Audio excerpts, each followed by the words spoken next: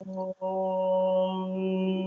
वसुदेवसुतं देवं कंसचाणूरमर्दनं देवकी परमानन्दं कृष्णं वन्दे जगद्गुरुं शङ्करं शङ्कराचार्यं केशवं बादरायणं सूत्रभाष्यकृतौ वन्दे भगवन्तौ पुनः पुनः श्रुतिस्मृतिपुराणानाम् आलयं करुणालयं नमामि भगवत्पादं शङ्करं लोकशङ्करं वन्दे तं सच्चिदानन्दं यतिवर्यं महामतिं वेदवेदान्तसारग्नं सद्गुरुं प्रणतोऽस्म्यहं श्रीगुरुं प्रणतोऽस्म्यहं सद्गुरुं सच्चिदानन्दं साधुवर्यं सनातनं तद्वेदान्तप्रवक्तारं सदा स्वान्ते स्मराम्यहं गुरुब्रह्मा गुरुविष्णु गुरुदेवो महेश्वरः गुरु साक्षात् परब्रह्म तस्मै ಶ್ರೀ ಗುರವೇ ನಮಃ. ಜೈ ಶ್ರೀರಾಮ್. Okay, thank you. ಜೈ ಶ್ರೀರಾಮ್. ನಾವು ಇವರುಗಳ ಆಶೀರ್ವಾದ ತಗೊಂಡು ಇವತ್ತು ಶಂಕರ ವೇದಾಂತ ಸೌರಭದಲ್ಲಿ ಸ್ಟಡಿ ಗ್ರೂಪ್ ಇದೆ. ಬ್ರಹ್ಮ ಜಿಜ್ಞಾಸೆ ಪೇಜ್ ನಂಬರ್ 6. ಇಲ್ಲಿಂದ ನಾವು ಶುರು ಮಾಡಬೇಕಾಗಿದೆ. ನೀವು ರೆಡಿ ಆಗ್ಬೋದು.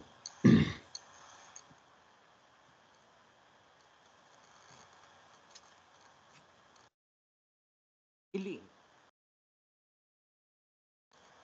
ಬ್ರಹ್ಮ ಜಿಜ್ಞಾಸೆ ಅಂದರೆ ಏನು? ಈ ಧರ್ಮ ಜಿಜ್ಞಾಸೆ ಅಂದರೆ ಏನು ಗೊತ್ತಾಯಿತು. ಹಾಗೆ ಧರ್ಮ ಜಿಜ್ಞಾಸೆ ಅಂದರೆ ಏನು ಯಾರಾದರೂ ಹೇಳಕ್ಕೆ ಬರುತ್ತಾ? ಧರ್ಮ ಜಿಜ್ಞಾಸೆ ಶಾರ್ಟ್ ಆಗಿ, ಎಲ್ಲ ಪೂರ್ತಿ ಸಾರಾಂಶ ಅಲ್ಲ. ಧರ್ಮ ಜಿಜ್ಞಾಸೆ ಅಂದರೆ ಏನು ಅಷ್ಟೇ. ಅದು ಹೇಳಕ್ಕಾದ್ರೆ ಹೇಳಿ ಶ್ರೀಧರ್ ಅವರೇ. ಸರ್, ಬ್ರಹ್ಮ ಜಿಜ್ಞಾಸೆ ಅಂದ್ರೆ ಬ್ರಹ್ಮ ತತ್ವವನ್ನ ತಿಳ್ಕೋಬೇಕು. ಧರ್ಮ ಫಸ್ಟ್ ಎತ್ಕೊಂತಾನೆ. ಇದರ ಹಿಂದಿನ ಚಾಪ್ಟರ್ ಧರ್ಮ ಜಿಜ್ಞಾಸೆ ಅಂದ್ರೆ ಏನು ಅದನ್ನ ಸ್ವಲ್ಪ ಹೇಳೋದಕ್ಕಾದ್ರೆ ಹೇಳಿ ಯಾರಾದ್ರು. ಧರ್ಮ ಜಿಜ್ಞಾಸೆ ಅಂದ್ರೆ ಧರ್ಮ ಅಂದ್ರೆ ಕಾರ್ಯ ಕೆಲಸಗಳನ್ನು ಮಾಡಿ ಫಲವನ್ನ ಅಪೇಕ್ಷಿಸಕ್ಕೆ ಧರ್ಮ ಜಿಜ್ಞಾಸೆ. ಕರೆಕ್ಟ್. ಬ್ರಹ್ಮ ಜಿಜ್ಞಾಸೆ ಅಂದ್ರೆ ಬ್ರಹ್ಮನ್ ತಿಳ್ಕೊಳ್ಳೋಕ್ಕೆ, ಆ ತತ್ವದಲ್ಲಿ ಇಳಿಯಕ್ಕೆ. ಮತ್ತಿನ್ ಯಾರಾದರೂ ಆ್ಯಡ್ ಮಾಡ್ತೀರಾ? ಧರ್ಮ ಜಿಜ್ಞಾಸೆ ಅಂದ್ರೆ ಒಳ್ಳೆ ರೀತಿಯಾಗಿ ನಡ್ಕೊಳ್ಳೋದು, ಧರ್ಮ ಅಧರ್ಮ ಎಲ್ಲ ತಿಳ್ಕೊಂಡು ನ್ಯಾಯವಾದ ರೀತಿನಲ್ಲಿ, ಸತ್ಯವಾದ ರೀತಿನಲ್ಲಿ, ಮತ್ತೆ ಪುನರ್ಜನ್ಮ ಇದೆ, ಅಲ್ಲೂ ಸ್ವರ್ಗ ನರಕ ಇದೆ ಅಂತೆಲ್ಲ ನಂಬ್ಕೊಂಡು, ದೇವತೆಗಳ ಅಸ್ತಿತ್ವ ಇದೆ ಅಂತ ಒಪ್ಕೊಂಡು ಕಾಮ್ಯ ಕರ್ಮದಿಂದ ಒಳ್ಳೆ ರೀತಿಯಲ್ಲಿ ನಡೆಯೋದು ಧರ್ಮ ಜಿಜ್ಞಾಸೆ. ಸಾಧನೆಯ ಅದಾಯಿತು. ಇನ್ನು ಬ್ರಹ್ಮ ಜಿಜ್ಞಾಸೆ ಅಂದರೆ ಏನು ಹೇಳ್ತಾ ಇದ್ರಿ ಶ್ರೀಧರ್ ಅವರೇ? ಬ್ರಹ್ಮ ಜಿಜ್ಞಾಸೆ ಅಂದರೆ ಏನು ಹೇಳಿ ಇವಾಗ. ಸೊ ಬ್ರಹ್ಮ ಜಿಜ್ಞಾಸೆ ಅಂದ್ರೆ ಫಲ ಅಪೇಕ್ಷೆ ಇಲ್ಲದೆ ಬ್ರಹ್ಮನ ಅಥವಾ ಪರಮಾರ್ಥನ ತಿಳ್ಕೊಂಡು ಪರಮಾರ್ಥ ತತ್ವದಲ್ಲಿ ಇರೋದಕ್ಕೆ ಬ್ರಹ್ಮ ಜಿಜ್ಞಾಸೆ. ಅದಕ್ಕೆ ಮಾಡಬೇಕಾಗಿದೆ ಸಾಧನೆಗಳು. ಹೌದು, ಹೆಸರುಗಳೇ ಚೆನ್ನಾಗಿದೆ, ಅದರಲ್ಲೇ ಇದೆ ಬ್ರಹ್ಮ ಧರ್ಮ ಅಷ್ಟೇ, ಮುಗ್ದೋಯ್ತು. ಬ್ರಹ್ಮ ಅಂದರೆ ದೇವರು, ಧರ್ಮ ಅಂತಂದರೆ ನ್ಯಾಯ ಧರ್ಮ ನೀತಿ, ಅದರಲ್ಲೂ ದೇವ್ರ ವಿಚಾರ ಬರುತ್ತೆ. ಹಾಗೆ ಇನ್ಯಾರಾದರೂ ಇದಕ್ಕೆ ಆ್ಯಡ್ ಮಾಡೋಂಗಿದ್ರೆ ಮಾಡಿ. ಒಬ್ಬರು ಆನ್ಸರ್ ಮಾಡ್ತಾ ಇದ್ದಾಗ ಇನ್ಯಾರಿಗಾದರೂ ಹೋಳಿದಾಗ ಹೇಳ್ಬೋದು, ಕಲ್ಪನಾ ಅವರು ಇವರು. ಹಾಂ, ಅದಕ್ಕೂ ಇದಕ್ಕೂ ವ್ಯತ್ಯಾಸ ಏನಾದರೂ? ಜಿಜ್ಞಾಸೆ ಅಂದ್ರೆ ಅದನ್ನೇ ತಿಳ್ಕೊಬೇಕು, ನಮ್ಮ ನಿಜವಾದ ಸ್ವರೂಪ, ನಮ್ಮ ಆತ್ಮ ಸ್ವರೂಪನೇ ಅದು, ಇನ್ಯಾವುದು ಅಲ್ಲ. ಶರೀರಕ್ಕಿಂತ ಬೇರೆ ಆಗಿರುವಂತ ಒಂದು ಸ್ವರೂಪ ನಮ್ಗಿದೆ. ಅದನ್ನ ತಿಳ್ಕೊಳ್ಳೋದಕ್ಕೆ ನಾವು ಹೊರಡೋದೇ ಜಿಜ್ಞಾಸೆ. ಅದೇ ಏನು ಅಂತ ತಿಳ್ಕೊಬೇಕು ಅಂತ ನಮ್ಗೆ ಮನಸ್ಸಲ್ಲಿ ಬರುತ್ತಲ್ಲ ತತ್ವ, ಅದು ಜಿಜ್ಞಾಸೆ ಅಂದ್ರೆ. ಓಕೆ. ಮತ್ತೆ ಈ ಬ್ರಹ್ಮ ಜಿಜ್ಞಾಸೆಯಲ್ಲಿ ನಾನಂದರೆ ಯಾರು, ನನ್ನ ನಿಜವಾದ ತತ್ವ ಏನು, ನಾನಂದರೆ ಶರೀರವ, ಶರೀರಕ್ಕಿಂತ ಇನ್ನೂ ಬೇರೆ ಜೀವನ ಇಲ್ಲ ಈಶ್ವರನ, ಅಥವಾ ಈಶ್ವರನಿಗಿಂತ ಹಿಂತಡಿಕೆ ಇರೋ ಆ ನಿರಾಕಾರ ಸ್ವರೂಪವಾದ, ಅದಕ್ಕೆ ಓಂಕಾರನೋ ಬ್ರಹ್ಮನೋ ಇರುವು ಅರಿವು ಆನಂದ ಹೇಳ್ತಾರೆ, ಅದ ಆತ್ಮನ ಅಂತ ಹೀಗೆ ಪ್ರಶ್ನೆಗಳು ಬರುತ್ತೆ. ಇವುಗಳೆಲ್ಲದಕ್ಕೂ ಉತ್ತರ ಸಿಗುತ್ತೆ ಇಲ್ಲಿ ಅಂತ. ಅಷ್ಟು ಮಾತ್ರ ಅಲ್ಲ, ಈಗ ಪ್ರಪಂಚ ತೋರ್ತಾ ಇದೆ. ಏನದು? ಅವಸ್ಥೆ ಒಳಗಡೆ ಅರ್ಧ ಡಜನ್ ತೋರ್ತಾ ಇದೆಯಲ್ಲ, ಏನದು ಅಂತಂದಾಗ ಅದು ಏನಂತೀರ? ಪ್ರಪಂಚ ತೋರ್ತಾ ಇದೆ. ನಾವು ಈ ವಿಚಾರಗಳೆಲ್ಲ ಮಾಡಿದ್ಮೇಲೆ ಆ ಪ್ರಪಂಚ ತೋರ್ತಾ ಇದೆಯಲ್ಲ, ಅದನ್ನು ಏನಂತ ಹೇಳಬೇಕು? ಅದೆಲ್ಲ ಆತ್ಮನೆ, ಅನಾತ್ಮನೆ ಸರ್. ಏನಂದ್ರಿ ಶ್ರೀಧರ್? ಅದೆಲ್ಲ ಅನಾತ್ಮನೆ, ಬಟ್ ನಮ್ಗೆ ಆತ್ಮ ಹಂಗ್ ತೋರ್ತಾ ಇದೆ ಅಷ್ಟೇ. ಅಷ್ಟೇ. ಎಲ್ಲೂ ಹಾ ಹಂಗ್ ತೋರ್ತಾ ಹಾ. ಇದೆ. ನೀವು ಹೇಳ್ತಾ ಇದ್ರಿ, ಹೇಳಿ ವಸಂತ ಅವರು. ಮಾಯೆ ಸರ್, ಸತ್ಯ ಅಲ್ಲದೆ ಇರೋದು ಸತ್ಯವಾಗಿ ಇದ್ದಂಗೆ ತೋರ್ತಾ ಇದೆ ಸರ್. ಅದು ಸ್ವರೂಪದಿಂದನೇ ತೋರ್ತಾ ಇರೋದು, ಆದ್ರೆ ಅದು ಸತ್ಯ ಅಲ್ಲ, ತೋರೋದು ಸತ್ಯ ಅಲ್ಲ. ಹಾಗೆ ಅವಸ್ಥೆ ಒಳಗಡೆ ಇರೋ ಅರ್ಧ ಡಜನ್ ಹುಸಿ ತೋರಿಕೆ. ಇದಕ್ಕೇನಾದ್ರೂ ಎಕ್ಸಾಂಪಲ್ ಕೊಡಕ್ಕೆ ಬರುತ್ತಾ? ನಮ್ಮ ಅನುಭವದಲ್ಲಿರೋದೇ ಕೊಡಬೇಕು. ಇದು ಹುಸಿ ತೋರಿಕೆ, ತೋರಿ ಹಾರೋದು, ಇಲ್ದಂಗಿರೋದು, ಸತ್ಯವಾಗಿ ಇಲ್ಲದೆ ಇರೋದು ಎಲ್ಲ ಹೇಳ್ಬಿಡ್ತೀವಿ. ಮೆಜಿಷಿಯನ್ ಸೃಷ್ಟಿ ಮಾಡ್ದಂಗೆ ಎಲ್ಲ ಹೇಳ್ಬಿಡ್ತೀವಿ. ಎಲ್ಲರ ಅನುಭವದಲ್ಲಿ ಇರೋವಂಥದ್ದು ಯಾವುದು? ಕಲ್ಪನಾ, ನಿಮ್ಗೇನ ಗೊತ್ತಾಗುತ್ತೆ? ಹಾಂ ಹೇಳಿ, ಇನ್ಯಾರಾದ್ರು ಹೇಳಿ. ನಮ್ಮ ನೆರಳೆ ಸರ್, ನಮ್ಮ ನೆರಳೆ, ನಾವು ನಿಂತ್ಕೊಂಡು ನೆರಳು ಬೀಳುತ್ತಲ್ಲ, ಅದೇ ತೋರ್ತಾ ಇರುತ್ತೆ ಅಷ್ಟೇ, ಅದೇ ಥರ. ಅಥವಾ ನಮ್ಮ ಬಂಗಾರ ಮತ್ತೆ ಆಭರಣಗಳದ ತೋರೋದು, ಅಥವಾ ಬರೀ ತೋರಿಕೆ ಅದೆಲ್ಲ. ಇಲ್ಲಿ ನಾನು ನೆರಳಲ್ಲ ಅನ್ನೋದು ತೋರಿಸುತ್ತೆ. ಈಗ ನಮ್ಮ ಪ್ರಶ್ನೆ, ಅವಸ್ಥೆ ಒಳಗಡೆ ಇರೋ ಅರ್ಧ ಡಜನ್ ಹುಸಿ ತೋರಿಕೆ ಅಂತ ತೋರಿಸ್ಬೇಕು. ಅದಕ್ಕೆ ಏನು ಎಕ್ಸಾಂಪಲ್ ಕೊಟ್ಟರೆ ನಮಗೆ ಸರಿ ಹೋಗುತ್ತೆ? ಯಾವ ಹೇಳಮ್ಮ, ಏನಮ್ಮ ಕಲ್ಪನಾ? ಚಿನ್ನ ಒಡವೆಯಲ್ಲಿ ಇರೋದು ಚಿನ್ನನೇ, ಬಟ್ ಅದಕ್ಕೆ ನಾಮರೂಪಗಳು ಬೇರೆ, ಎಲ್ಲಾನು ಚಿನ್ನದಲ್ಲೇ ಅಡಗಿರೋದು. ಕರೆಕ್ಟು, ನಮ್ಮ ಅನುಭವದಲ್ಲಿರೋದು. ಇದು ದೃಷ್ಟಾಂತ ಆಯಿತು, ದ್ರಾಷ್ಟಾಂತಿಕದಲ್ಲೇ ನಮ್ಮ ಅನುಭವದಲ್ಲಿರಬೇಕು. Correct, example correct. ಹೇಳಿ ಬಸ್. ಶರೀರ ಸತ್ಯ ಅನ್ಸುತ್ತೆ ನಮ್ಗೆ. ಶರೀರ ಸತ್ಯ ಅಲ್ಲ, ನಮ್ಮ ಸುತ್ತಮುತ್ತ ಇರೋ ಆದಿಭೌತಿಕ ಆದಿದೈವಿಕ ಅವಸ್ಥೆಗಳು ಸತ್ಯ ಅನ್ಸುತ್ತೆ. ಆಮೇಲಿಂದ ದೇವತೆಗಳು ಎಲ್ಲ ಸತ್ಯ ಅನ್ಸುತ್ತೆ. ಆದ್ರೆ ಪರಮಾತ್ಮ ತತ್ವ ಒಂದೇ ಸತ್ಯ ಅಂತ ನಮ್ಗಿನ್ನೂ ಅನುಭವದಲ್ಲಿ ಬಂದಿರೋದಿಲ್ಲ. ನಮ್ಮ ಸ್ವರೂಪ ಒಂದೇ. ಸರಿ, ಕನಸನ್ನು ಯಾಕೆ ಹೇಳ್ಬಾರ್ದು ನಾವು? ಕನಸು ಕಂಡವಾಗ ಎಲ್ಲ ಸತ್ಯವಾಗಿರುತ್ತೆ. ಅವಸ್ಥೆ ಒಳಗಡೆ ದಡಸನ್ನು ಎದ್ದಿದ ತಕ್ಷಣ ಎಲ್ಲಿ ಅದನ್ನು ಸತ್ಯ ಅಂತ ಅಂಡ್ರಿ ನೋಡೋಣ. ಇದು ದ್ರಾಷ್ಟಾಂತಿಕ ನಮ್ಮ ಅನುಭವ. ನಾವೇನು ಕೊಟ್ಟರು ಎಲ್ಲ ದೃಷ್ಟಾಂತ, ಹೊರಗಡೆ ಅರ್ಥ ಮಾಡ್ಕೊಳ್ಳೋಕ್ಕೋಸ್ಕರ ಮಾಡೋದು ಅಂತ. ಇಲ್ಲಿ ನಮಗೆ ಉತ್ತರ ಗೊತ್ತಿರೋದ್ರಿಂದ ನಾನು ಈಗಲೇ ಪ್ರಶ್ನೆ ಕೇಳಿಬಿಡ್ತೇನೆ. ಇಲ್ಲಿ ಮೇಲ್ಗಡೆ ಫಸ್ಟ್ ಪ್ಯಾರಾದಲ್ಲಿ ಬ್ರಹ್ಮ ಜಿಜ್ಞಾಸೆಯಲ್ಲಿ ಇಲ್ಲಿ ಕೇವಲ ಶ್ರದ್ಧೆಯಿಂದ ಹೇಳಿದ್ದನ್ನು ನಂಬಬೇಕೆಂಬುದು ಮಾತ್ರವೇ ಅಲ್ಲ, ಮತ್ತೇನಿಲ್ಲಿ ಬ್ರಹ್ಮ ಜಿಜ್ಞಾಸೆಯಲ್ಲಿ? ಶ್ರೀಧರ್ ಅವರು ಯಾರಾದರೂ ಹೇಳಿ. ನಮ್ಮ ಅನುಭವದಲ್ಲೇ ಇರುವಂಥದ್ದು ಸರ್ ತತ್ವ, ಪರಮಾರ್ಥ ತತ್ವ. ಇದು ನಂಬ್ಕೊಳ್ಳೋದಲ್ಲ, ನಮ್ಗೆ ಗೊತ್ತಾಗುವಂಥದ್ದು, ನಾವೇ ಅನುಭವದಲ್ಲಿ ಕಂಡುಕೊಳ್ಳುವಂಥದ್ದು ತತ್ವ, ಸಾರ್ವತ್ರಿಕ ಪೂರ್ಣ ಅನುಭವ. ಈಗ ಎರಡಕ್ಕೂ ಕಾಮನ್ ಫ್ಯಾಕ್ಟರ್ ಆಗಿ ಅದು ಎರಡು ವೇದಗಳಲ್ಲೇ ಇದೆ. ಅದು ಕರ್ಮಕಾಂಡ, ಇದು ಜ್ಞಾನಕಾಂಡದಲ್ಲಿ. ಎರಡಕ್ಕೂ ಶಾಸ್ತ್ರವೇ ಆಧಾರ, ಗುರುನೇ ತಿಳಿಸ್ಕೊಡ್ಬೇಕು. ಎರಡಿಗೂ ಶ್ರದ್ಧೆ ಭಕ್ತಿಯಿಂದ ನಂಬಬೇಕು. ಬಟ್ ಈ ಬ್ರಹ್ಮ ಜಿಜ್ಞಾಸೆ ಬರೀ ಇಷ್ಟು ಮಾತ್ರ ಅಲ್ಲ, ಅದರ ಜೊತೆಗೆ ಇನ್ನೊಂದು ಎಕ್ಸ್ಟ್ರಾ ಸ್ಪೆಷಾಲಿಟಿ ಇದೆ. ಅದು ಸಾರ್ವತ್ರಿಕ ಪೂರ್ಣ ಅನುಭವದಿಂದ ತೋರಿಸ್ತಾರೆ. ಅನುಭವ ಮತ್ತು ಅನುಭವ ಯುಕ್ತವಾದ ತರ್ಕ ಅಂತ ತೋರಿಸ್ತಾರೆ ಅನ್ನೋದು ಇಷ್ಟು ಇದರಲ್ಲಿ. ಅಲ್ಲಿಗೆ ಶರೀರಕ್ಕಿಂತ ಬೇರೆಯಾಗಿರುವ ಜೀವನ ನಿಜವಾದ ಸ್ವರೂಪ ತೋರಿಸ್ಕೊಡ್ತಾರೆ. ಆತ್ಮ ಅಂದರೆ ಏನು, ಗಾಢ ನಿದ್ರೆಯಲ್ಲಿ ನೋಡ್ಕೊಂಡಿದ್ದೀವಿ. ಈ ವಿಶ್ವವು ನಮಗೆ ಕಾಣ್ತಾ ಇದೆಯಲ್ಲ, ಇದರ ತತ್ವವೇನು? ಕನಸಿನ ಥರ ಬರೀ ಸುಳ್ಳು, ಅನಾತ್ಮ, ನೀವೆಲ್ಲ ಹೇಳಿದೆ. ಇಷ್ಟು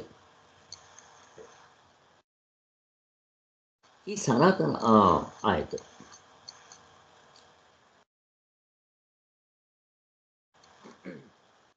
ಅಲ್ಲಿಗೆ ಈ ಬೇರೆಯವರ ಧರ್ಮಕ್ಕೂ ನಮ್ಮ ಈ ಸನಾತನ ವೈದಿಕ ಧರ್ಮಕ್ಕೂ ಇಂಪಾರ್ಟೆಂಟ್ ವ್ಯತ್ಯಾಸ ಏನು? ನಮ್ದಕ್ಕೆ ಬೆಲೆ ಬಂದಿರೋದು ಇದರಿಂದಲೇ. ಯಾವುದರಿಂದ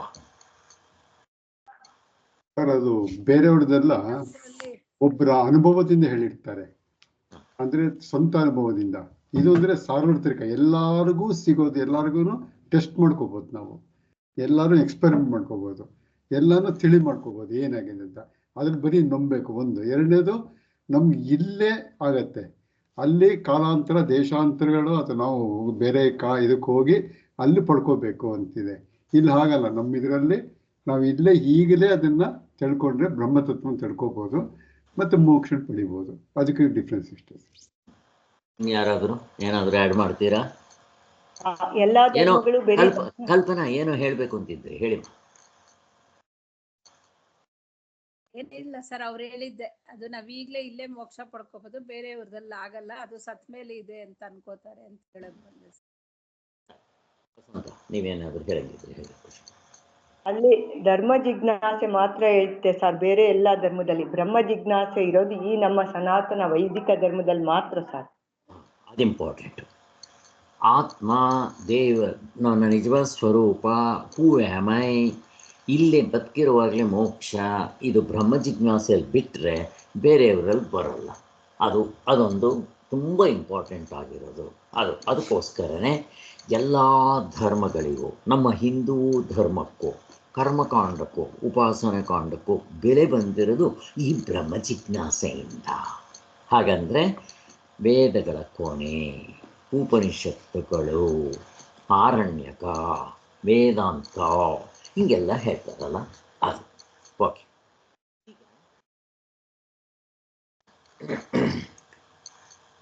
ಸೊ ಕೃಷ್ಣವೇಣಿಯವರೇ, ಈ ಶ್ಲೋಕನ ಓದಂಗಿದ್ರೆ ಓದಿ. ಅಲ್ಲಿ ಋಷಿಗಳು ಕೋಯಮಾತ್ಮೇತಿ ಸ್ವಯಂ ಉಪಾಸ್ಮಹೇ ಕತರಹ ಸ ಆತ್ಮ ಅಂತ ಐತಿಹ್ಯ ಉಪನಿಷತ್ತಿನಲ್ಲಿ, ಕೋನ ಆತ್ಮ ಕಿಂ ಬ್ರಹ್ಮ ಅಂತ ಚಾಂದೋಗ್ಯನಲ್ಲಿ, ತಸ್ಮಿನ್ ಭಗವೋ ವಿಜ್ಞಾತೆ ಸರ್ವಮಿದಂ ವಿಜ್ಞಾತಂ ಭವತೀತಿ ಅಂತ ಮುಂಡಕದಲ್ಲಿ ಬಂದಿದೆ. ತುಂಬ ಸಿಂಪಲ್ ಆಗಿದೆ. ಯಾವುದನ್ನು ನಾವು ಆತ್ಮ ಅಂತ ಉಪಾಸಿಸಬೇಕು, ಆತ್ಮನಂದರೆ ಯಾರು, ಬ್ರಹ್ಮ ಅನ್ನೋದು ಯಾವುದು, ಭಗವಂತ ಅಂದರೆ ಏನು, ಯಾವ ಒಂದನ್ನು ಅರಿತರೆ ಎಲ್ಲವನ್ನೂ ಅರಿತಂತಾಗುವುದು, ಈ ಪ್ರಶ್ನೆಗಳಿಗೆಲ್ಲ ಉತ್ತರ ಸಿಗುತ್ತಿಲ್ಲ. ಈಗ ಯಾವುದು ಒಂದನ್ನು ಅರಿತರೆ ಎಲ್ಲವನ್ನೂ ಅರಿತಂತಾಗುತ್ತೆ ಅನ್ನೋದು ನಮಗೆಲ್ರಿಗೂ ಗೊತ್ತಿದೆ. ಇದೆಲ್ಲ ಅವಾಗಲೇ ಗೊತ್ತೇ ಇದೆ ನಮಗೆಲ್ರಿಗೂ ಅಲ್ವಾ? ಇಂಥದಕ್ಕೆಲ್ಲ ಉತ್ತರಗಳು ಸಿಗುತ್ತೆ ಇಲ್ಲಿ ಅಂತ ಹೋಗಿ.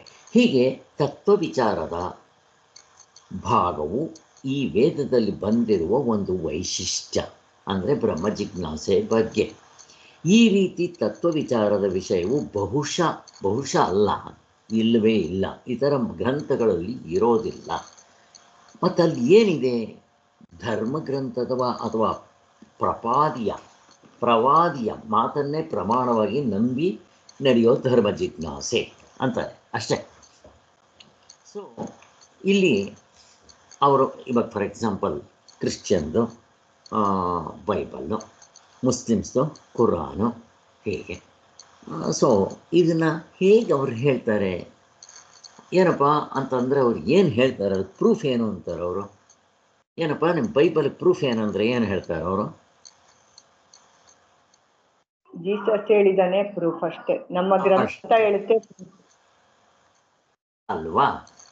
ಮುಸ್ಲಿಮ್ನವ್ರನ್ನ ಕೇಳ್ರಿ, ಕುರಾನ್ ಪ್ರೂಫ್ ಅಂತಾರೆ. ಈ ಕುರಾನ್ಗೆ ಪ್ರೂಫ್ ಏನು? ಮಹಮ್ಮದ್ ಪೈಗಂಬರ್ ಇದ್ದಾನೆ ಅನ್ನೋದಕ್ಕೆ ಪ್ರೂಫ್ ಏನು? ಕುರಾನು ಇದ್ದಾನೆ, ಅದರ ಮೇಲೆ ಅದನ್ನು ಇದ್ರ ಮೇಲೆ ಹಾಕ್ತಾ ಇರ್ತಾರೆ. ಇದು ನಂಬೋದ ನಾವು? ನಂಬಕ್ಕಾಗೋದಿಲ್ಲ. ಹಾಗೆ ಆದ್ದರಿಂದ ಇದು ಕಾಕಮ್ಮನ ಕತೆ, ಗೋವಮ್ಮನ ಕತೆ. ನಮ್ಮದು ಹಾಗೆ ಬರುತ್ತೆ. ಯಾವುದು ಪ್ರಶ್ನೆ ಕೇಳ್ತಾ ಇದೆ? ನಮ್ಮ ಹಿಂದೂ ಧರ್ಮದಲ್ಲೂ ಇದೇ ಪ್ರಶ್ನೆ ಬರುತ್ತೆ. ಯಾವಾಗ? ಎಲ್ಲ ಧರ್ಮದವ್ರಿಗೂ ಬಂದಂಗೆ ಬುದ್ಧಿಸಮ್ ತಗೊಳ್ರಿ, ಅವ್ರು ಹೇಳ್ತಾರೆ ನಮ್ಮ ಬುದ್ಧನೇ ಪ್ರಮಾಣ, ಆ ಬುದ್ಧ ಗೀತಾ ಅಂತ. ಹಾಗೆ ಸೊ ನಮ್ಮ ಹಿಂದೂ ಧರ್ಮದಲ್ಲೂ ಹಾಗೆ ಹೇಳ್ತೀವಿ, ಭಗವದ್ಗೀತೆ ಪ್ರಮಾಣ. ಯಾಕೆ? ಕೃಷ್ಣ ಹೇಳಿದ್ದಾನೆ. ಕೃಷ್ಣ ಹೇಳಿದ್ದಾನಕ್ಕೆ ಪ್ರಮಾಣ, ಕೃಷ್ಣನ ಇದ್ದಾನೆ ಅನ್ನೋದಕ್ಕೆ ಪ್ರಮಾಣ ಏನು? ಭಗವದ್ಗೀತೆ ಪ್ರಮಾಣ ಏನು? ಕೃಷ್ಣ. ಅವ್ರದಕ್ಕೂ ನಮ್ದಕ್ಕೆ ಏನು ವ್ಯತ್ಯಾಸ ಆಯ್ತು? ಇವಾಗ ಏನು ಮಾಡ್ತೀರ? ಅವಾಗ ಸೊಲ್ಯೂಷನ್ ಸಿಕ್ಕಿದೆ ಇದು.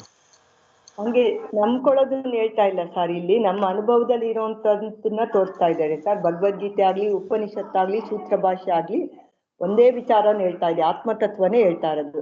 ಕೃಷ್ಣ ಅಂತ ಅಲ್ಲಿ ನಿಮಿತ್ತ ನಾನು ಅದರ ವಿಚಾರ ಕೇಳ್ತಾ ಇಲ್ಲ. ಈಗ ನಮ್ಮಲ್ಲಿ ಪೂರ್ವ ಮೀಮಾಂಸಕರು ಏನು ಹೇಳ್ತಾರೆ, ಅಥವಾ ನಮ್ಮಲ್ಲಿ ಪೂರ್ವ ಮೀಮಾಂಸಕರು ಬಿಟ್ಟರೆ ಬೇರೆಯವ್ರೇನು ಹೇಳ್ತಾರೆ, ಇದನ್ನು ಈಶ್ವರ ಹೇಳಿರೋದ್ರಿಂದ ನಂಬ್ಕೋಬೇಕು. ಋಷಿ ಮುನಿಗಳಿಗೆ ಹೋಳೀತು ಅದರಿಂದ ನಂಬ್ಕೋಬೇಕು, ಹಿಂಗೆ ಹೇಳ್ತಾರೆ. ಈಗ ಅವ್ರದಕ್ಕೂ ನಮ್ದಕ್ಕೂ ಏನು ಸ್ಪೆಷಾಲಿಟಿ ಆಗೋಯ್ತು ಅಂತ ನಾನು ಪ್ರಶ್ನೆ ಕೇಳೋದು. ಅದಕ್ಕೆ ಇವರು ಏನು ಹೇಳ್ತಾರೆ, ಕೆಲವರು ಈಶ್ವರ ಹೇಳಿದ್ದ, ಈಶ್ವರನೇ ಬರೆದಿದ್ದಾನೆ ಅಂತ, ಇನ್ನು ಕೆಲವರು ಈಶ್ವರ ಹೇಳಿದ್ದಾನೆ ಅಂತ, ಇನ್ನು ಕೆಲವರು ಈಶ್ವರ ತನ್ನ ನಿಜವಾದ ಭಕ್ತನಿಗೆ ಹೇಳಿದ್ದು ಅಂತ, ಇನ್ನು ಕೆಲವರು ತನ್ನ ಭಕ್ತನೇ ಈಶ್ವರನಿಂದ ಕೇಳಿಕೊಂಡು ಅದನ್ನು ಬರೆದಿದ್ದು. ಎಷ್ಟೋ ಪುರಾಣಗಳಲ್ಲಿ ಬರುತ್ತೆ, ಈಶ್ವರ ಪಾರ್ವತಿಗೆ ಹೇಳ್ದ ಅಲ್ವಾ, ಆಗ ಪಾರ್ವತಿ ಬೇರೆಯವ್ರಿಗೆ ಹೇಳಿದ್ಲು, ಹೀಗೆ ಬಂದಿರೋದು. ಹಿಂಗೆ ಹೇಳ್ತಾ ಬರ್ತಾರೆ. ಆದ್ದರಿಂದ ಅವ್ರದಕ್ಕೂ ನಮ್ದಕ್ಕೆ ಏನು ವ್ಯತ್ಯಾಸ ಆಯಿತು ಅದು ಮಾಡಬೇಕು. ಕೊನೆಗೆ ಏನಿಲ್ಲ, ಎರಡು ಒಂದೇ. ಇನ್ನು ಪೂರ್ವ ಮೀಮಾಂಸಕರು ಏನು ಹೇಳ್ತಾರೆ, ಅದಕ್ಕೋಸ್ಕರನೇ ಪೂರ್ವ ಮೀಮಾಂಸಕರು ಏನು ಹೇಳ್ತಾರೆ, ಇಲ್ಲೇ ಅವ್ರದ್ದು ಇನ್ನೊಂದು ಸ್ಟೆಪ್ ಮೇಲಕ್ಕೆ ಹೋಗೋಂಗೆ ಹೇಳ್ತಾರೆ. ಬಟ್ ಏನಿಲ್ಲ, ಎಲ್ಲ ಅದೇ ಇದೇ ಜಾಡೆ. ಏನು ಹೇಳ್ತಾರೆ ಪೂರ್ವ ಮೀಮಾಂಸಕರು ಇದ್ರ ವಿಚಾರ ಬಂದಾಗ? ಅವಿದ್ಯೆ ಇರುತ್ತೆ ಅಂತ ಹೇಳ್ತಾರಲ್ಲ ಸರ್. ಅದಲ್ಲ ನಾನು ಹೇಳ್ತಾ ಇರೋದು, ಈಶ್ವರ ಇದ್ರ ವಿಚಾರಕ್ಕೆ ಸಂಬಂಧಪಟ್ಟಿರೋದು. ಪೂರ್ವ ಮೀಮಾಂಸಕರು ಹೇಳ್ತಾರೆ, ಇದು ಒಬ್ಬ ಮನುಷ್ಯ ಮಾಡಿರೋದಲ್ಲ, ಅಪೌರುಷೇಯ. ಯಾವ ಮನುಷ್ಯನೂ ಮಾಡೇ ಇಲ್ಲ, ಅಪೌರುಷೇಯ, ಮನುಷ್ಯನಿಂದ ಬಂದಿರೋದು ಅಲ್ಲ. ಯಾಕೆ ಮನುಷ್ಯನಿಂದ ಬಂದರೆ ಏನಾಗುತ್ತೆ, ಅವನ ಆ ಅರಿಷಟ್ ವರ್ಗಗಳಿರುತ್ತಲ್ಲ ಮನುಷ್ಯ ಅಂತಃಕರಣದಲ್ಲೇ, ಅವುಗಳನ್ನೆಲ್ಲ ಕಲಬೆರಕೆ ಮಾಡ್ಕೊಂಡು ಅವನಿಗೆ ಬೇಕಾದಂಗೆ ಹೇಳ್ಬಿಟ್ಟಿರ್ತಾನೆ. ಅದಕ್ಕೋಸ್ಕರ ಮನುಷ್ಯ ಮಾಡಿಲ್ಲ, ಅಪೌರುಷೇಯ. ಅಪೌರುಷೇಯ ಅಂದರೆ ಯಾವ ಮನುಷ್ಯನೂ ಮಾಡಲಿಲ್ಲ ಅಂತ ಹೇಗೆ ತೊಗೊಂಬರ್ತಾರೆ ನೋಡ್ರಿ. ಇದನ್ನು ಹೆಂಗೆ ನಂಬ್ತೀರಾ? ಮನುಷ್ಯ ಮಾಡಿಲ್ಲ, ಯಾರೂ ಮಾಡಿಲ್ಲ, ಹೆಂಗೆ ಬಂತಿದೋ ಅದಕ್ಕೆ ಉತ್ತರ ಇಲ್ಲ. ಈಗಿನ ಸೈಂಟಿಸ್ಟು ಹುಡುಗರು ಕೇಳ್ತಾರ.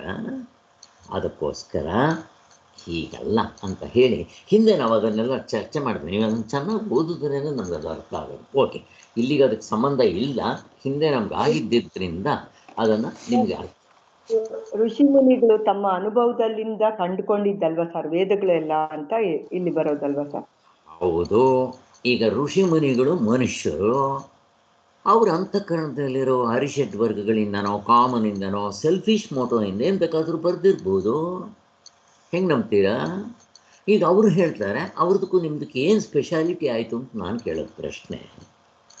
ಆಗೋದಿಲ್ಲ. ಅದಕ್ಕೆ ಕೊನೆಗೆ ಅದಕ್ಕೆ ಬರ್ತಾರೆ, ಅದು ಬೇರೆ. ಆದರೆ ಎಲ್ಲರೂ ಹೇಗೆ ಸ್ಟೆಪ್ ಬೈ ಸ್ಟೆಪ್ ಬರ್ತಾರೆ ಅಂತ ನಿಮಗೆ ತಿಳ್ಕೊಂಡಿರ್ಬೇಕಷ್ಟೆ. ಅದಕ್ಕೋಸ್ಕರನೇ ಈಗ ಆ ಋಷಿ ಮುನಿಗಳಿಗೆ ಬಂತು ಅಂದರೆ ಅದು ಒಬ್ಬ ಮನುಷ್ಯನಿಂದ ಬಂದಿದ್ದೆ, ಅದು ಸ್ಮೃತಿ ಆಗಿಬಿಡುತ್ತೆ, ಶ್ರುತಿ ಆಗೋದಿಲ್ಲ. ಅದಕ್ಕೆ ಇವರೇನು ಮಾಡಿದ್ರು ಪೂರ್ವ ಮೀಮಾಂಸಕರು, ಮನುಷ್ಯರೇ ಮಾಡಲಿಲ್ಲ ಅಂತ ತಗೊಂಬಂದರು, ಅಪೌರುಷೇಯ ಅಂತ ಹೀಗೆಲ್ಲ ಹೇಳ್ತಾರೆ.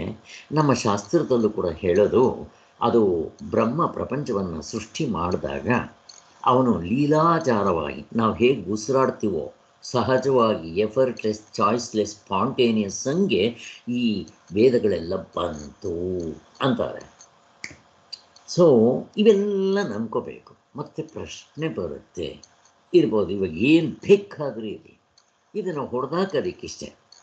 ನಿಜ, ಶಾಸ್ತ್ರ ಹೇಳಿದೆ, ನೀವೇನು ಬೇಕಾದ್ರೆ ಇವಾಗ ನೋಡ್ರಿ, ನೀವೇನು ಬೇಕಾದರೂ ಇಟ್ಕೊಳ್ರಿ, ಅದನ್ನು ಈಶ್ವರ ಹೇಳಿದ್ದಾನೆ ಅಂತ ಇಟ್ಕೊಳ್ರಿ, ಅಥವಾ ನಿಮ್ಮ ಗ್ರಂಥ ಹೆಂಗೆ ಹೇಳಿದ್ರು ಹಾಗೆ ಇಟ್ಕೊಳ್ರಿ, ಅಪೌರುಷೆ ಅಂತ ಇಟ್ಕೊಳ್ರಿ, ಋಷಿಗಳಿಂದ ಬಂದಿದೆ ಅಂತ ಇಟ್ಕೊಳ್ರಿ, ಬ್ರಹ್ಮನ ಬಾಯಿಂದ ಬಂದಿದೆ ಅಂತ ಇಟ್ಕೊಳ್ರಿ, ಏನು ಬೇಕಾದರೂ ಇಟ್ಕೊಳ್ರಿ.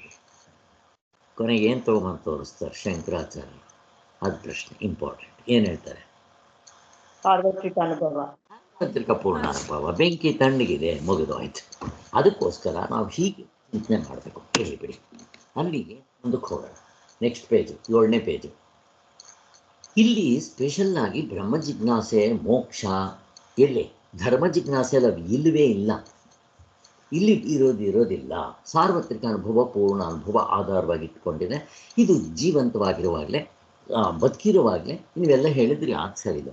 ವಿಚಾರ ಸಮಕಾಲದಲ್ಲಿ ಇದರ ನಿರ್ಣಯಗಳು ಅನುಭವದಲ್ಲಿ ಬಂದ್ಬಿಡುತ್ತೆ, ಮುಕ್ತರಾಗ್ತೀವಿ ಅಂತ. ಇದಿಷ್ಟು ಇದು.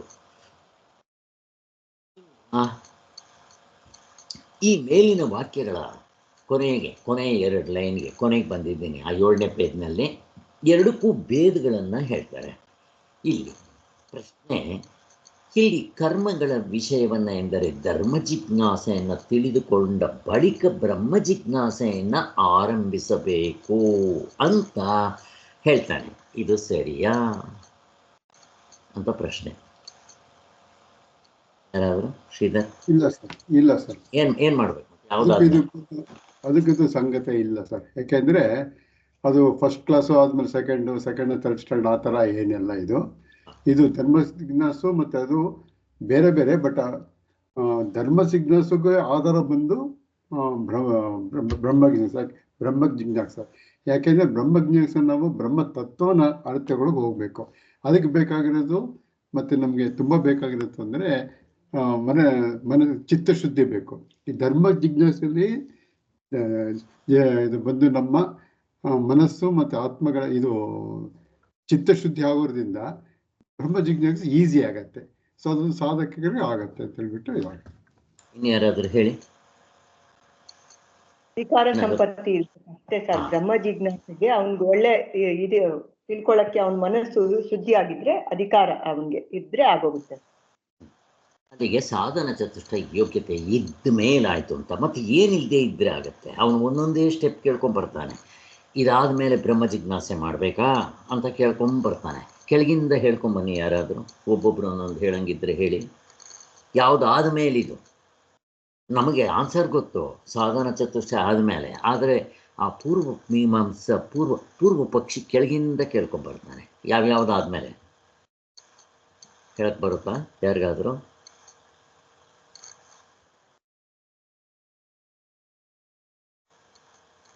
ಈಗ ಧರ್ಮ ಜಿಜ್ಞಾಸೆ ಆದಮೇಲೆ ಬ್ರಹ್ಮ ಜಿಜ್ಞಾಸೆ ಮಾಡಬೇಕಾ ಅಂತ ಕೇಳ್ತಾರೆ. ಅಲ್ಲ ನಾ ಅಂತಾರೆ. ಹೋಗ್ಲಿ, ವೇದಗಳನ್ನ ಓದ್ಕೊಂಡು ವೇದಾಂಗ ಓದ್ಕೊಂಡು ಅವನು ಪಂಡಿತನಾಗಿ ಆಮೇಲೆ ಬ್ರಹ್ಮ ಜಿಜ್ಞಾಸೆ ಮಾಡೋಕ್ಕೆ ಬರಬೇಕಾ? ಅಲ್ಲ ಅಂತಾರೆ. ಹೋಗ್ಲಿ, ವೇದಗಳಲ್ಲಿ ಹೇಳಿರೋ ಕರ್ಮಕಾಂಡ ಮುಗಿಸ್ಕೊಂಡು, ಕರ್ಮಕಾಂಡ ಅಂದರೆ ಅಲ್ಲಿ ಋಗ್ವೇದ, ಯಜುರ್ವೇದ, ಸಾಮವೇದ ಇವುಗಳಲ್ಲೆಲ್ಲ ಯಾಗ, ಯಜ್ಞ, ಹೋಮ, ಹವನಗಳು, ಇದು ಥಿಯರಿ, ಪ್ರಾಕ್ಟಿಕಲ್ ಎಲ್ಲ ಮುಗಿಸ್ಕೊಂಡು ಆಮೇಲೆ ಬರಬೇಕು? ಅಲ್ಲ. ಉಪಾಸನೆ ಮಾಡಿಕೊಂಡು ಆಮೇಲೆ ಬರಬೇಕು? ಅಲ್ಲ ಅಂತಾರೆ. ಆನ್ಸರ್ ಇವಾಗ ನಿಮಗೆ ಕೊಟ್ಟಿದ್ದೀರಿ ಆನ್ಸರ್ ಹಾಗೆ. ಸೊ ಅಕಸ್ಮಾತ್ ನಾನೇನಾದರೂ ಈ ಧರ್ಮ ಜಿಜ್ಞಾಸೆನೋ ವೇದಾಂಗ ಓದ್ಕೊಂಡು ಅಥವಾ ಕರ್ಮಕಾಂಡದಲ್ಲಿ ಹೇಳಿರೋದನ್ನು ಮಾಡ್ಕೊಂಡ ಮೇಲೋ ಅಥವಾ ಉಪಾಸನೆ ಮಾಡಿಕೊಂಡು ಆದಮೇಲೆ ಈ ಬ್ರಹ್ಮ ಜಿಜ್ಞಾಸೆ ಮಾಡಬೇಕು ಅಂತ ಹೇಳಿದ್ದಿದ್ದರೆ ಏನಾಗ್ತಾ ಇತ್ತು? ಪ್ರಶ್ನೆ. ಅದ್ರ ತರ ಇದನ್ನು ನಂಬ್ಕೊಬೇಕಾಗ್ತಾ ಇತ್ತು ಸರ್.